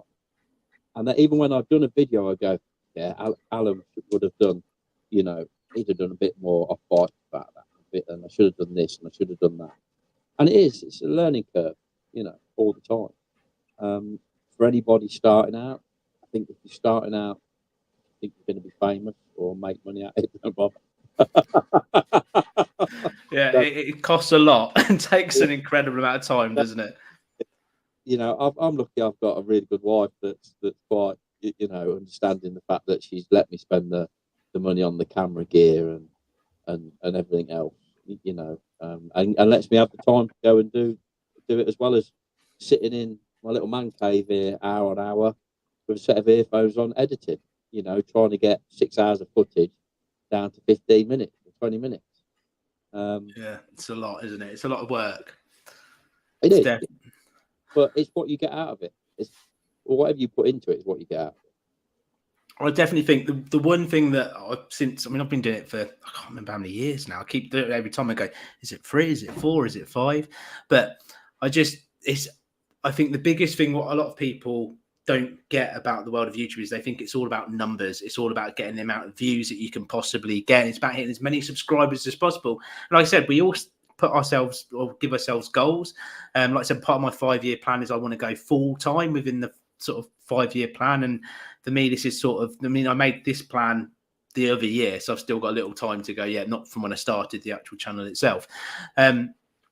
But the biggest thing that sort of makes me sort of laugh about the people that are so obsessed with numbers is the community that you can grow in this world. And that's what I think is sort of the biggest humbling thing about creating content. And I'm not sure obviously about your channel, Lee, you'll tell us in a second, but the community that the Helmet Head sort of, to me, it's a brand that we've created, the 11 out of 10 sort of bonkers craziness. And the World Trip has been an unbelievable example of that, with people joining me throughout and coming with me as part of my adventure. There's another guy called Julian that's going to be joining me on the next one and open up that sort of world. And also the when we did the 11 out of 10, when the festival went south and it all went wrong, and we ended up doing 11 out of 10 meet, there was like 30 odd people there. And it was, as a humbling factor, it was just like, we've created these amount of people that love it that sort of much that they want to be part of it. And I think the biggest thing about YouTube is the hardest thing isn't just getting the subscribers, it's creating the community and building up that brand that people love and they want to get invested and spend time in. That's one of the things we have got a question. Well, first of all, you've got the special noise for the super chat, because we've got a super chat come in, so I'm gonna put it up on the screen. Awesome, dude, go on and do it one more time. I just get do it again. Awesome. I think when I talk, it cuts yours off. So we've got, but no, I got it. Awesome. So we've got to perfect that. So massive thank you to Eric. He came on the when we were doing the 4 corners, I believe. Eric came when we were all camping and we walked. Eric's also coming on the charity trip, but we've got planned for next year. He's a channel member. He's been supporting me for absolutely ages. So a massive thank you to that. I think we've got a question as well. Let me just flip back through and see where we are. Here we go. Will you be doing merch now you have 1,000 subs, Lee? Big question. And how's Hayley, by the way? That's the other part of the question. Yes. But I have got to. I did send an email actually because it did say that 8,000 I would look at doing it. Primarily to do a charity T-shirt. Not so much because I've money out, but like I say, I started the channel to try and give something back. So I'm probably going to be looking at doing a T-shirt competition where one of my subscribers will design or be the winner of the design, and their design will then be put into a T-shirt, and everything made off that T-shirt we'll look at giving to a designated charity. Probably to coincide, I'll donate everything from the charity T-shirt to the prostate cancer charity that obviously you're putting a lot into for this officer next year. But yeah, I mean, I do get people say, why don't you do hoodie merch? And I always felt like, it wasn't worth doing, but I sort of said to myself, if I get the 1,000 subscribers, then that's definitely a thing that we could do, you know, without whether it be cups, t-shirts. Well, if you do decide to do some, let me know, and I will tell you how I have my own little store outside of YouTube that's cheaper for everyone else to buy stuff, and it's quite easy to set up as well. So and you can design your own stuff in there and all sorts, and it gives you a little kind of shop. So we'll do that when we meet up. I'll tell you how I do it if I've not already, and who I use, etc. Because honestly, it'll make your life a lot easier. You don't have to buy yourself loads of stock; they deal with it all. So that's the other side, and it's worldwide. It'll go to Australia, America, and everywhere. Yeah, and Ailey, he's getting better because we've all had we were close to pleurisy, fluid on the lungs. And, did you? Yeah. Have I missed this? I'm 6 weeks in still now, still on antibiotics. Back on really? Yeah. So yeah, we really have struggled with it since I came back from Barcelona. So yeah, I hit me really hard, and then obviously because we're a caring, sharing couple, I shared it to her. I want to know how. I don't want to go into detail on how you shared your virus. Yeah, you know, I think we're both sort of we think we're getting over it, and it hits us again. One of them, it's winter, isn't it? But yeah, she's living life, plodding on like the rest of us. All of us are, you know. I don't think it's easy for anybody, is it? You just do your best and plod on at it. You know? So, she's loving teaching. That's her outlet now is teaching people CBT and getting them their first experience on motorbikes, and taking somebody that turns up and hasn't got a clue to being quite a capable rider within a day to do a CBT and get on the road. She gets a lot from that. And I think that's how she's getting her motorbike fixed now, where she's not testing anymore. You know, we'll have to make a vlog about teaching somebody on the CBT. Would be good. Yeah. I've got a candidate we could line up and get them to ride, and that would be a really good episode, because not a lot of people have obviously done it. Obviously, they're bikers, but remembering what you go through from not having rich any biking experience upward could be really interesting to see, especially on the modern day. Yeah. I mean, I think she's got an abundance of patience, and that really shows. You know, that she always gets the ones that the other instructors just can't not be bothered with, but they haven't got the patience to actually bring them on. And Ailey will just take that extra 5, 10, 15 minutes to get them in a comfortable position to actually learn something, and that's where she gets the buzz from that. And it's good to see that she's still enjoying something to do with motorbikes. Oh, you've got. I'm going back on echo, so it should go again in a minute, because that's really bad. Can you read them?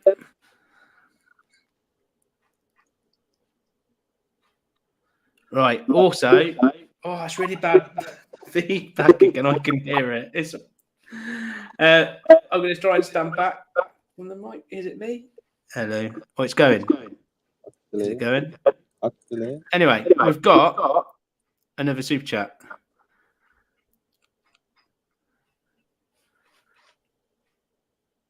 Awesome! Yay! Thank you so much, Scott. It's like we had the timing, but then we didn't have the timing. We are getting better. Look, I can even go with that as well.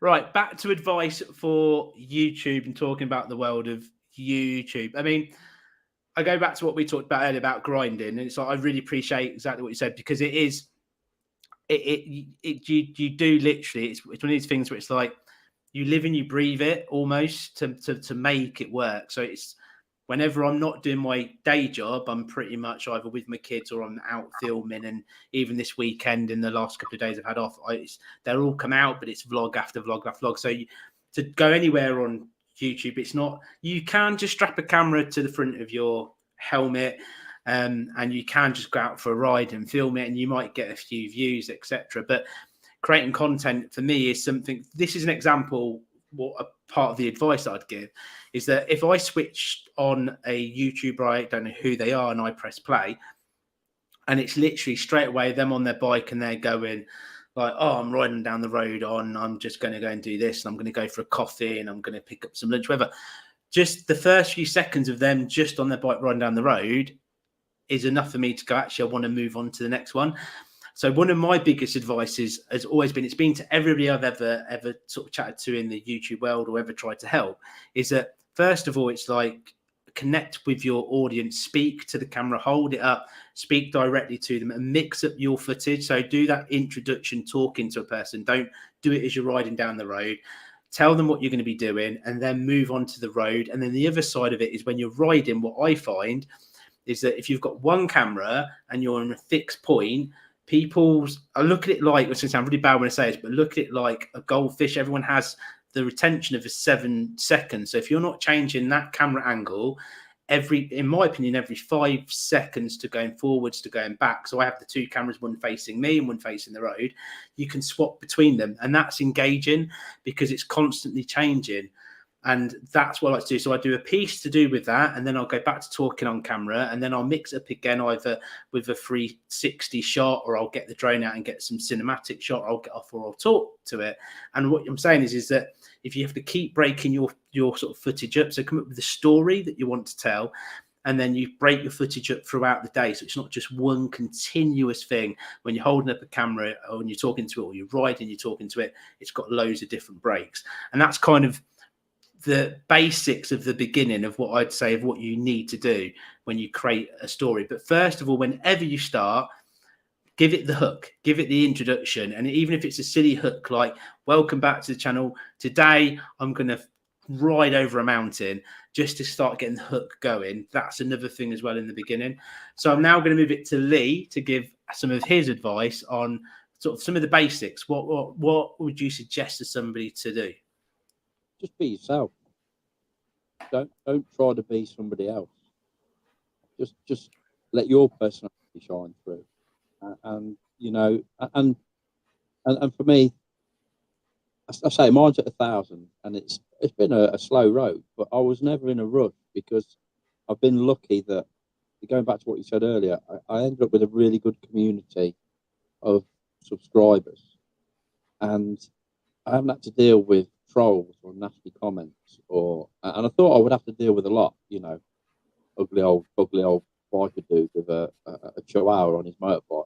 You know, part of me thought, how will people perceive this, you know? But people have embraced it, and I think just be yourself. Just be yourself and be true to yourself, you know, and take on board the advice that Alan has just gave you, because that's the thing I've struggled with, is you know, doing more off the bike, getting in front of the camera more, not hidden in a helmet, and just keep learning. That's the biggest thing, and I think that's what I love about it, is I'm always learning. And I say, like I said earlier, I say to you, and I said the same to people like Ricky Veda and Teapot One, you know, thank you for inspiring me to try harder, because it's the good YouTubers that you watch that actually, when you watch a YouTube and go, do you know what, that was a really good video, I love the edit on that, I love the way that he sequenced his different shots on that.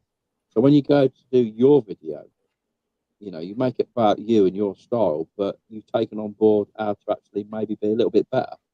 and polish yours a little bit more. And that's, you know, for me, it's, and you make friends. You really do. I've made some really good friends.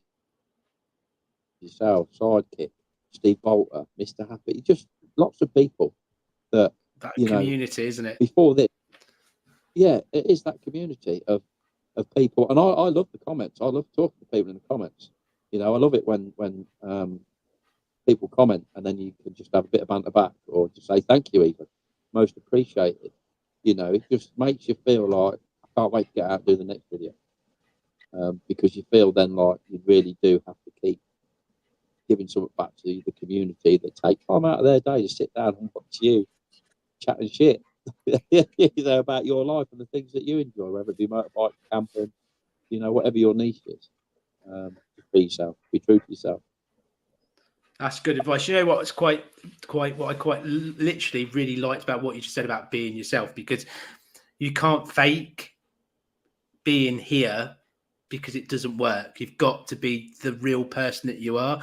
And like, obviously there's a version of us. So it's like, I'm probably a little bit more silly and crazy on my videos than maybe I am on an every single day basis. But the reality of it is that that's still me. I'm still that same person that follows Google Maps, puts pin in the map and goes off and goes, I have no idea what's going to happen. There's a green piece on the map. I'm going to go and see that. And that's me as a person. I'm not an overplanner. And that's the thing you've got, like you said, you've got to be yourself. And interesting, if anybody ever has seen the recent, what was it, the Adventure Rider Festival, there was another YouTuber, and they'll probably, I'm not sure if you've seen this or not, Lee. You have, because you've chuckled.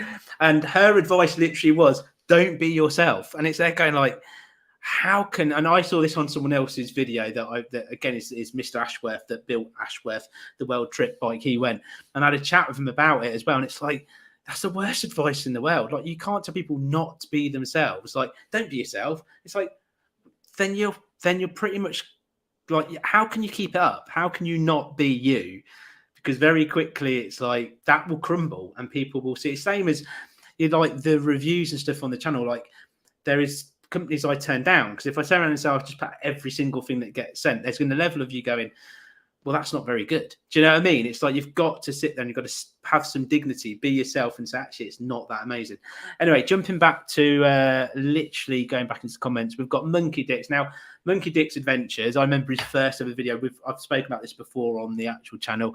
And Monkey Dicks came and asked me for a little bit of advice, etc., etc. But he's got an unbelievable community. He has it like over on his Facebook page. It is buzzing. They do camp outs. They do the entire lot. And he's an inspiration in his own right for all the stuff that he does. He brought his trailer to my 11 out of 10 meet. And I'm about to go and ride the Isle of Man on his CT125 that's like ticking so many boxes.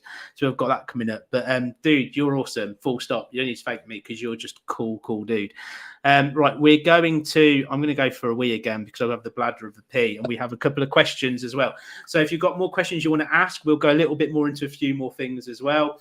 We've got 2 more currently on there, so get them in while you can. Literally, this is going to be as quick a break as I can possibly take. So we're already at 1 hour and 42 minutes. So I will see you as soon as I can get off the loo.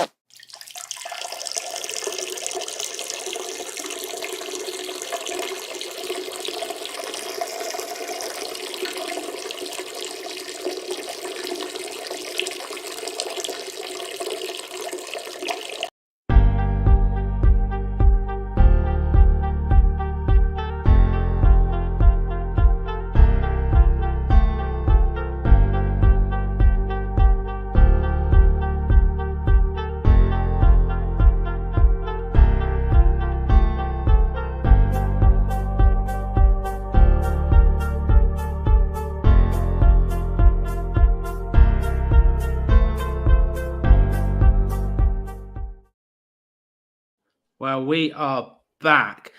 Oh, it's quick. Got to come back.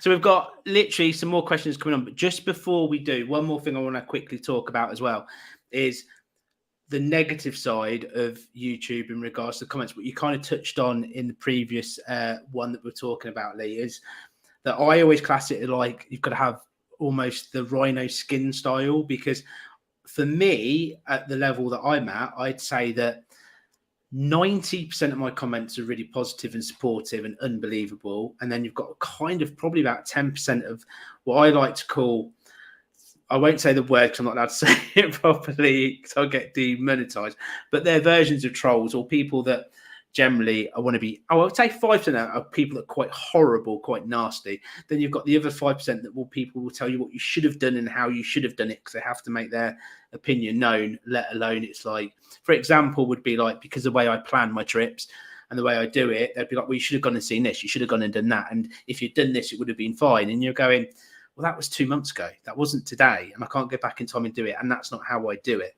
But again, you've got the nasty ones that are literally could be really horrible, and they could be slating the way that you look, the way that you ride, what bike you're on, how you're doing it. So you've got to have that kind of thick skin of going, do you know what? It doesn't matter.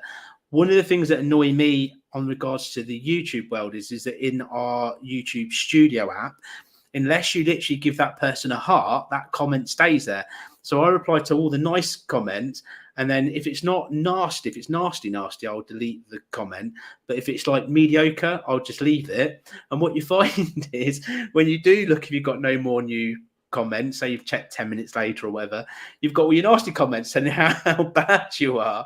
So Lee, how do you find it on your channel? I've been lucky.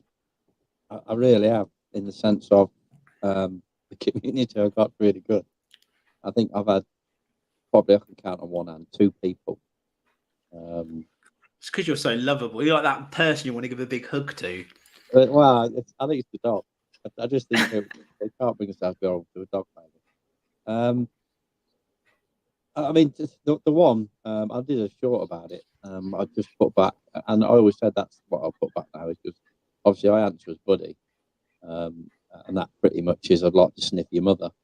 And if they ever ask me why, then I'll give them the link to the short, you know. I love that. Oh, I'm going to get my dog on the channel just to do that now. I mean, tell them, bud. Tell them, kid. What do you do? What do you do when we get a troll? Yeah. Well, what I'll do is I'll say to them, I want to sniff your mother. And they say, what do you want to sniff my mother for? And I say, because I'll bet your mother looks like a dog's ass. And I love sniffing dogs' asses. Do you know what? That is to be the best reply I've ever heard in my entire life. That is legendary. That is absolutely legendary. I have been, I've been lucky, really. You know, so far, probably not now. Probably going to get actually trolled to death now. If it's 1,000, that'll be it.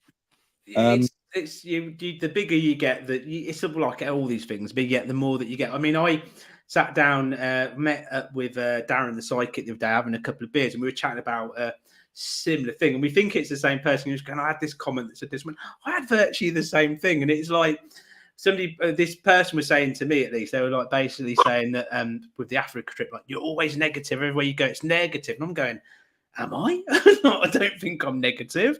So I just went back going, and I don't normally reply to these. And I'd had a couple of drinks, and I went, well, you don't need to watch me then, do you? And then he wrote back going, I'm not going to. And I went, good, see you later, and press delete. Because it's one of my favourite things is if somebody writes a spill that's a little bit rude, you just go, that's taken them 5 minutes or so in it at least. And they've had to have to think about it. They've got themselves worked up. Just delete it. It's gone. Their whole 5 minutes of effort's gone. It's like, see you, mate. I think I do start getting, and that's how I'll just, you know, unless you've got to. Yeah, you've got to.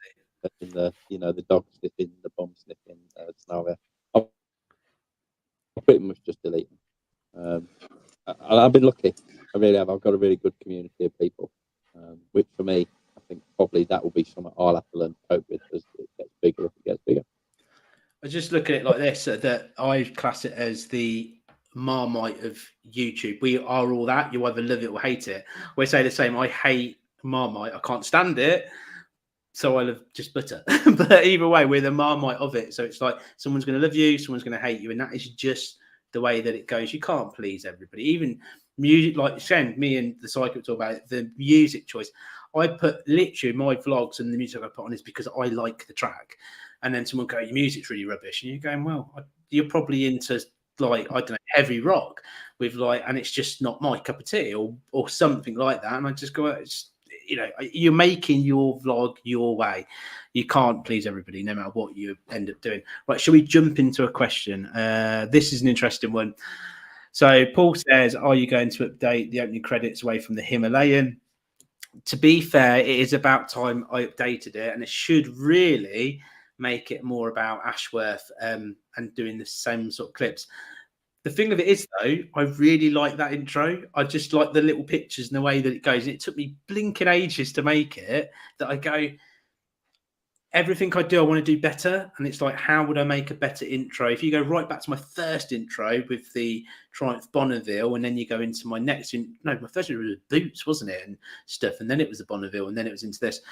So I probably maybe will next year, but it's almost a day of filming just to try and make an intro. So current plan, I quite still like the intro that I've got, but we will see. Right, next question. It's a big question from Mr. Happy, that man. My YouTube channel is absolutely terrible. Both my subscribers ask too many questions. My question is, what's the best way to get rid of them and get new ones?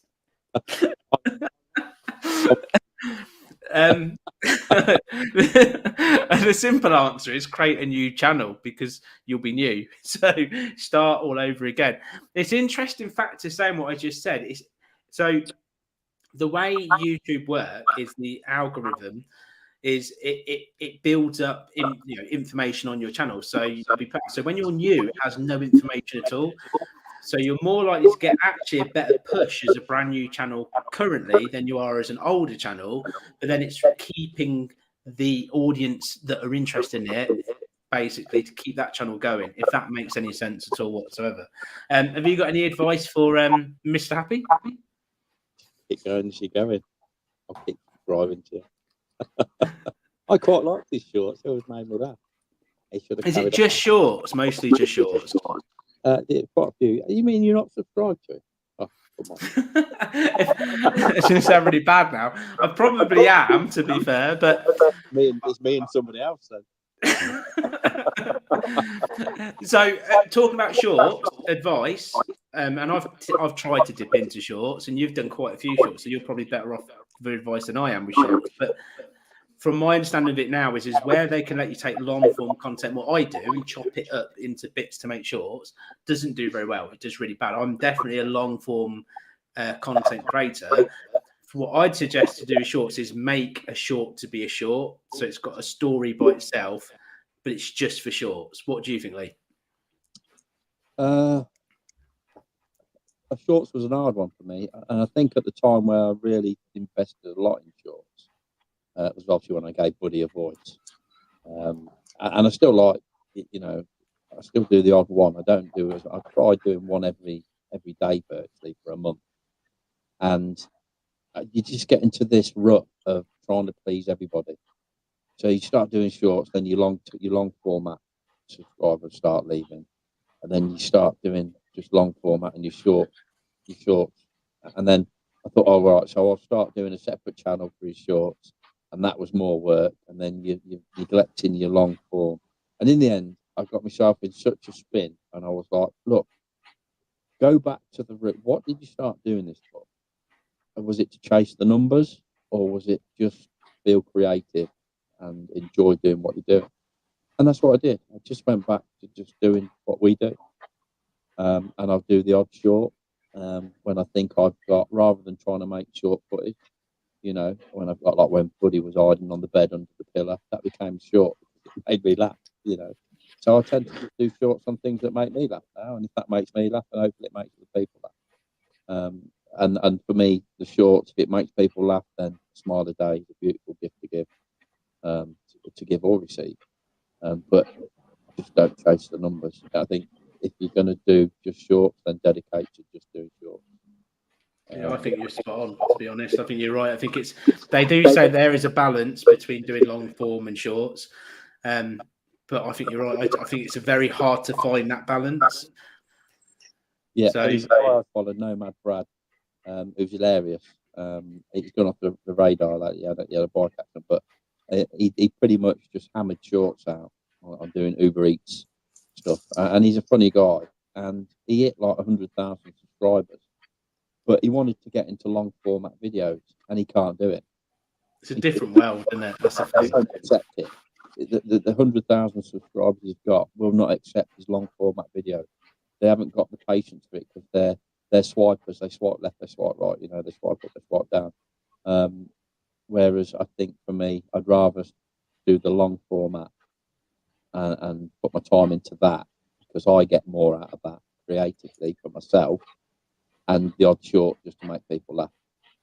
See, for me, I'm really echoing again, so hopefully that will go in a minute. But one of the things, I'd rather that YouTube didn't go down the shorts route. I would rather they kept just long form because I know there's a market for both and they get millions of views. I just feel like they're trying to compete in every market, if it makes sense. Like the podcast, I love making the Helmet Head podcast. We've talked about doing one together, but they're now dipping into that. I just wish YouTube would stay long form and just continue to work harder and harder at making that their focus instead of trying to be everywhere at the same time. Right, we'll move on to the next question. When are you going? When are you going to launch the Helmet Head drone flying school?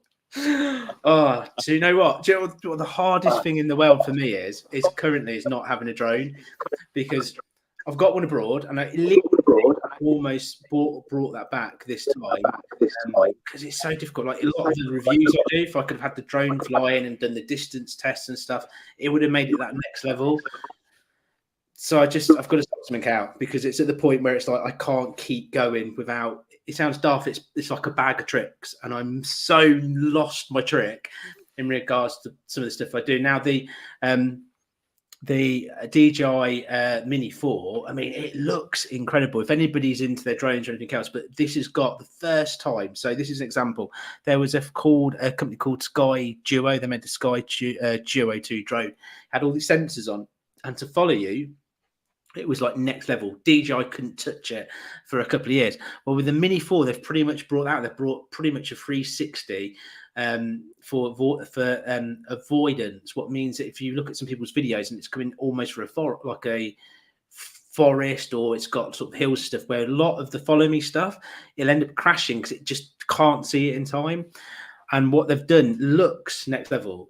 So I'd absolutely love to get my hands on one of them. But my problem with it is obviously paying for a world trip, and you're about to see another big announcement to do with another bike joining the channel for a certain reason.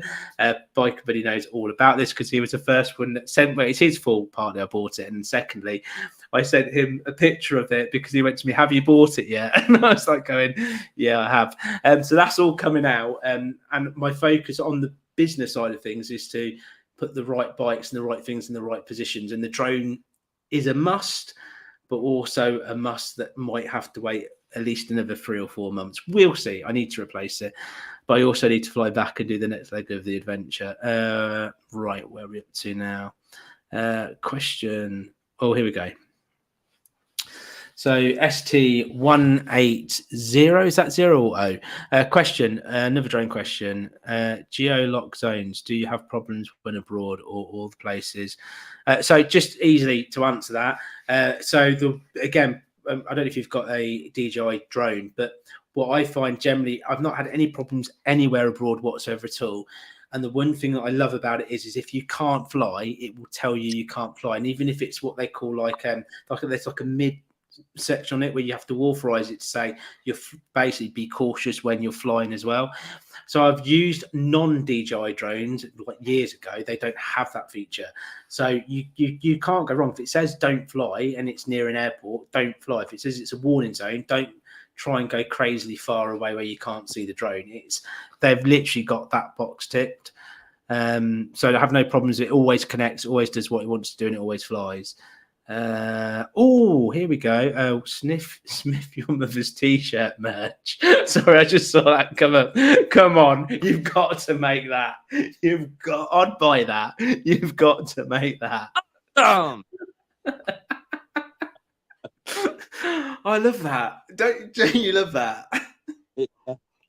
Yeah, that probably could be a really good one. Right. Right. So we have another super chat. So you ready with the button? Wait, before you press it. Wait. We gotta get this right. I want that, and I want the clap. You ready? In 3, 2, 1, go. Awesome. I think we've cracked it. I reckon we got that. It might have took us a few pre-tests. That's the worstest thing about being live. It's all my stuttering and my dyslexia trying to read questions comes to light. Right, where are we at now? Another question. I'll let you read this one out because go on. You can see it just as well as me. Hello, Ian. He's there with Debbie. How much of YouTube business model influence how you pre? Model influences how you pre. Is that in the sense of the business model? Does it dictate that as well? How you present your channel? So, how much of YouTube business model what influences how you present your channel? We talking? I take it like looking at it on because this is the. It sounds really kind of like it's hard to put into words. So, being YouTube. So, Lee's, have you hit the monetization program yet? No, I've got enough subscribers. I'm down on watch time, so you have to become monitored. Everybody, so basically it's 1,000 subscribers, 400 hours of watch time in the last year, and then as soon as you click past, even if you've had a really good video, it drops down. So everybody now needs to go over. Me and Lee need to do a live stream on his channel that's 4 hours long, and we can literally get to his 4,000 watch hours and just everybody watch it basically. So we could organise for that to happen. We need to get him there. So just it sounds less that what I don't like talking about on the financial side is that it makes you sound less of a person, more of a business. But the reality of it is as soon as you're monetized, you do become a business. And the bigger you grow, and especially now for my channel, in regards to dealing with so many brands, and we're talking 3 to 4 brands I deal with a month and turn down another 2 on top of that. And that's been happening every single month. So to set up sort of your channel as a business, it's all about having every box tick. So there is a email link, for instance, that you have to say that you're interested in the business, whatever it is, to click on it to get it up. But you have to look at it, look at it like a business, because brands look at you, and the best example I can give is that it's like all the formats. So I come up with a format to how I make a well trip. I have a format to how I make a normal vlog. I have a format to how I make a review. And luckily, the format of how I make a review now, and Lee saw me film it the way I filmed it and the way I voiced over and did everything else, it ticks these boxes. So one brand goes, well, I worked with Helmet Head and he got this. And we have the other side of it is by setting up as a business model, by setting up the way you make things in a certain way, that it means that it's by certain way, I mean a format, the way I make it is standard. So every video I make is a standard way. They love it. They make sales from everything they send out to me. So even the comms that we're giving away tonight, for example, they've sent me 2 of them to make a review on. They'll probably sell 100 of them, 200 of them off the back of the video. So it's a business. It's very much business. So setting it up in that model to make it work is what you need to do, and think of it like a business as well, and learn always. What Lee said earlier on, it's literally you're learning and just trying to do better and better every single video, and invest in all of your kit. Hopefully I didn't go too far off subject there. Right, what else have we got?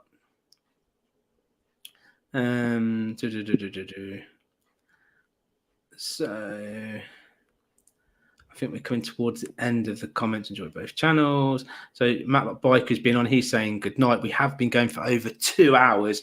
That's pretty incredible as well. Plans for YouTube, guys, before we just end the actual live stream. What's your big plans coming up for your channel, Lee? What's coming up? What can people get excited to come and see?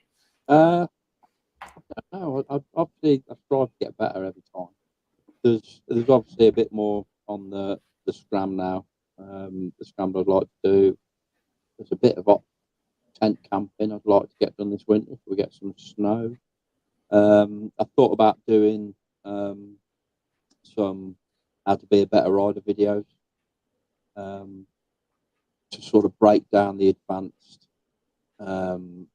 system into more layman terms, easier to understand. Maybe I'll go down that route. Just be us really, just keep going on, having our adventures, just having our fun. Sometimes work takes over, you know, and you fall behind and I don't do a video for a few weeks, and then it worries me that I'm letting people down, because you feel like you're letting people down. And then, you know, I didn't get one out this weekend, just haven't got around to it. The footage is there, it's half edited, but you know, it's the same thing. Family life takes over. Like I say, that's why I take my hat off to you. You really do graft that. You know, for you to put out your content that you do week on week, you are proper grafted. I mean, I've put hard work into it, but you're grafted. You know, so you deserve everything that comes your way to your channel for sure. Yeah, just I'm at that 1,000 subscribers now.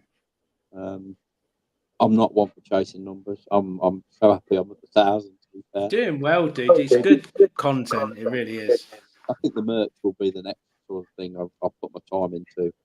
I want to see that. I really want to get that charity T-shirt out for probably beginning next year, and it's coming up with a way to put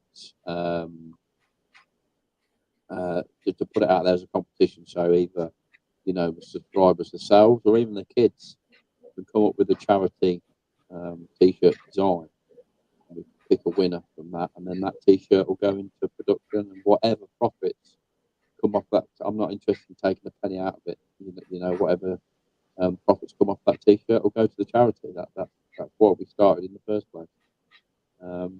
As for, you know, as a business model, like you say, yes, it'd be nice to be in that monetized position where, you know, you can start getting a little bit of ad revenue back. Mainly not so I can say I can line my pocket, so I can reinvest in the channel, because, as you know, camera gear and everything else is really expensive. There's been one camera I've been dreaming about getting for months now, which is which one? I just want that Insta360, and purely because I've been struggling with capturing Buddy in his best light, if you like. Sometimes the GoPro is too close to him, or it's just in the wrong position on the bike. But I think with an Insta360, I'll call it the Buddy cam. You know, I think there'll be so many better shots that I can get of him sat on the bike, and pan away, especially those moments when Ali overtakes me and winds him up. Move the camera, that's the thing, isn't it? Yeah. So yeah, but it all costs money. It's all, you know, it's all money that you're spending on something you love doing, but it's money at the end of the day. So I think, you know, if you get to a point where you get a little bit back, like I said earlier, if you're going to do YouTube to make money and become rich and famous, don't bother. Because unless you get a viral video that sends you through the roof, then you're never going to make a lot of money, you know. But if you can make something that reinvests into your passion, which is your channel, you know, because it is a passion, it's my hobby, it's what I do. Like I said earlier, it's a way of keeping my mental health on a level playing field. You know, I could be creative. If I'm having a bad day, I could just lock myself into doing some editing. You know, and for that hour, 2 hours of doing some editing, the rest of the world's shut out. You know, it's a bit like riding a motorcycle. It's a zone, isn't it? That's the thing. And it's not riding a motorcycle. That's why we ride motorcycles, you know. Yeah. It's the fact that while you're in the ride, aren't you? You know, you're not worried about the shopping, the bills, the work, anything else. You're just enjoying the ride. Well, it's the same with YouTube for me. It's that outlet. You know, it's having that thing that makes you feel like you're being creative, and you're learning something. I'm learning something all the time. You know, whether it be editing, music choices, you know, the style of filming, what you want to get across, storytelling. I find storytelling is the biggest thing that I'm trying to learn. You know, I know what I want to say, and it's just working out how I say it. Yeah, absolutely. I think it's very much that, isn't it? It's like figuring out exactly what you want to say and how you want to say it, and how to storytell is probably the biggest key to YouTube and even the success on YouTube. If you can't tell a story from start to end, that's the biggest learning point as well. There's so many people out there that will make a video and you'll go, I don't really know what's going on. And it's almost, you've got to, even again, as an example of the world trip, I've got to sit there every time and I've got to turn around and I've got to go, I've got to tell anybody that's brand new, never seen my content whatsoever at all, and tell a story. So that's why my world intro has to tell my story, because otherwise every video I'm going to go, in case you didn't know, I'm traveling the world on an Ashworth Honda monkey bike, blah, blah, blah. I want it there. So that's the intro. So storytelling is huge, isn't it? It's the biggest thing, to be fair. Yeah, and like I say, just aim to get better. Aim to get better at what you're doing. You know? And if people get pleasure from that, and if they get pleasure from him, you know, and watching him, then that's even better. We'll keep having our adventures together, and we'll keep, you know, holding on at it. And just big thank you to everybody that subscribed to us already. I'm still blown away that there's just over 1,000 crazy mental people that are watching a ugly old dude and his dog. You know, it's good content, dude. It's very good content. Well, I just want to say I'll end the stream, the stream in like a second. So I just want to say a massive thank you so much for coming on, dude, and spending over 2 hours of your time with me here, chatting to everybody, having a giggle. And obviously, we've worked together in the world of YouTube loads of times, and we'll do again a zillion more times. We've got so many more videos to do together. But seriously, dude, thank you so much for coming on. Thank you for having us. Cool. All right. I will catch you very soon, mate. As always, you only have to send me a message. Have a Merry Christmas, everybody. Look after yourself. Live your best life. Yeah, definitely. And you too, dude. Have a good Christmas. Everybody will say it in the chat. Right. I'll catch you later, dude. Thank you so much. Thank you. See you later, mate. Oh, what an absolute awesome dude. A massive thank you to him for coming on the stream and keeping me over 2 hours worth of entertainment. A massive thank you to MOMAN for sending us the comms, obviously, to give away for Christmas. It's like the Christmas giveaway. I really, really hope that everybody had a really good time. I'm trying to try and hide a comment. I'm trying to do that because there we go, makes more sense. So just coming up on the actual channel in the future, to give people an idea, we've still got a load of the world trip still to come out. When I say it gets better and better and better and more 11 out of 10 helmet head bonkers craziness. There is a point where I become a smuggler.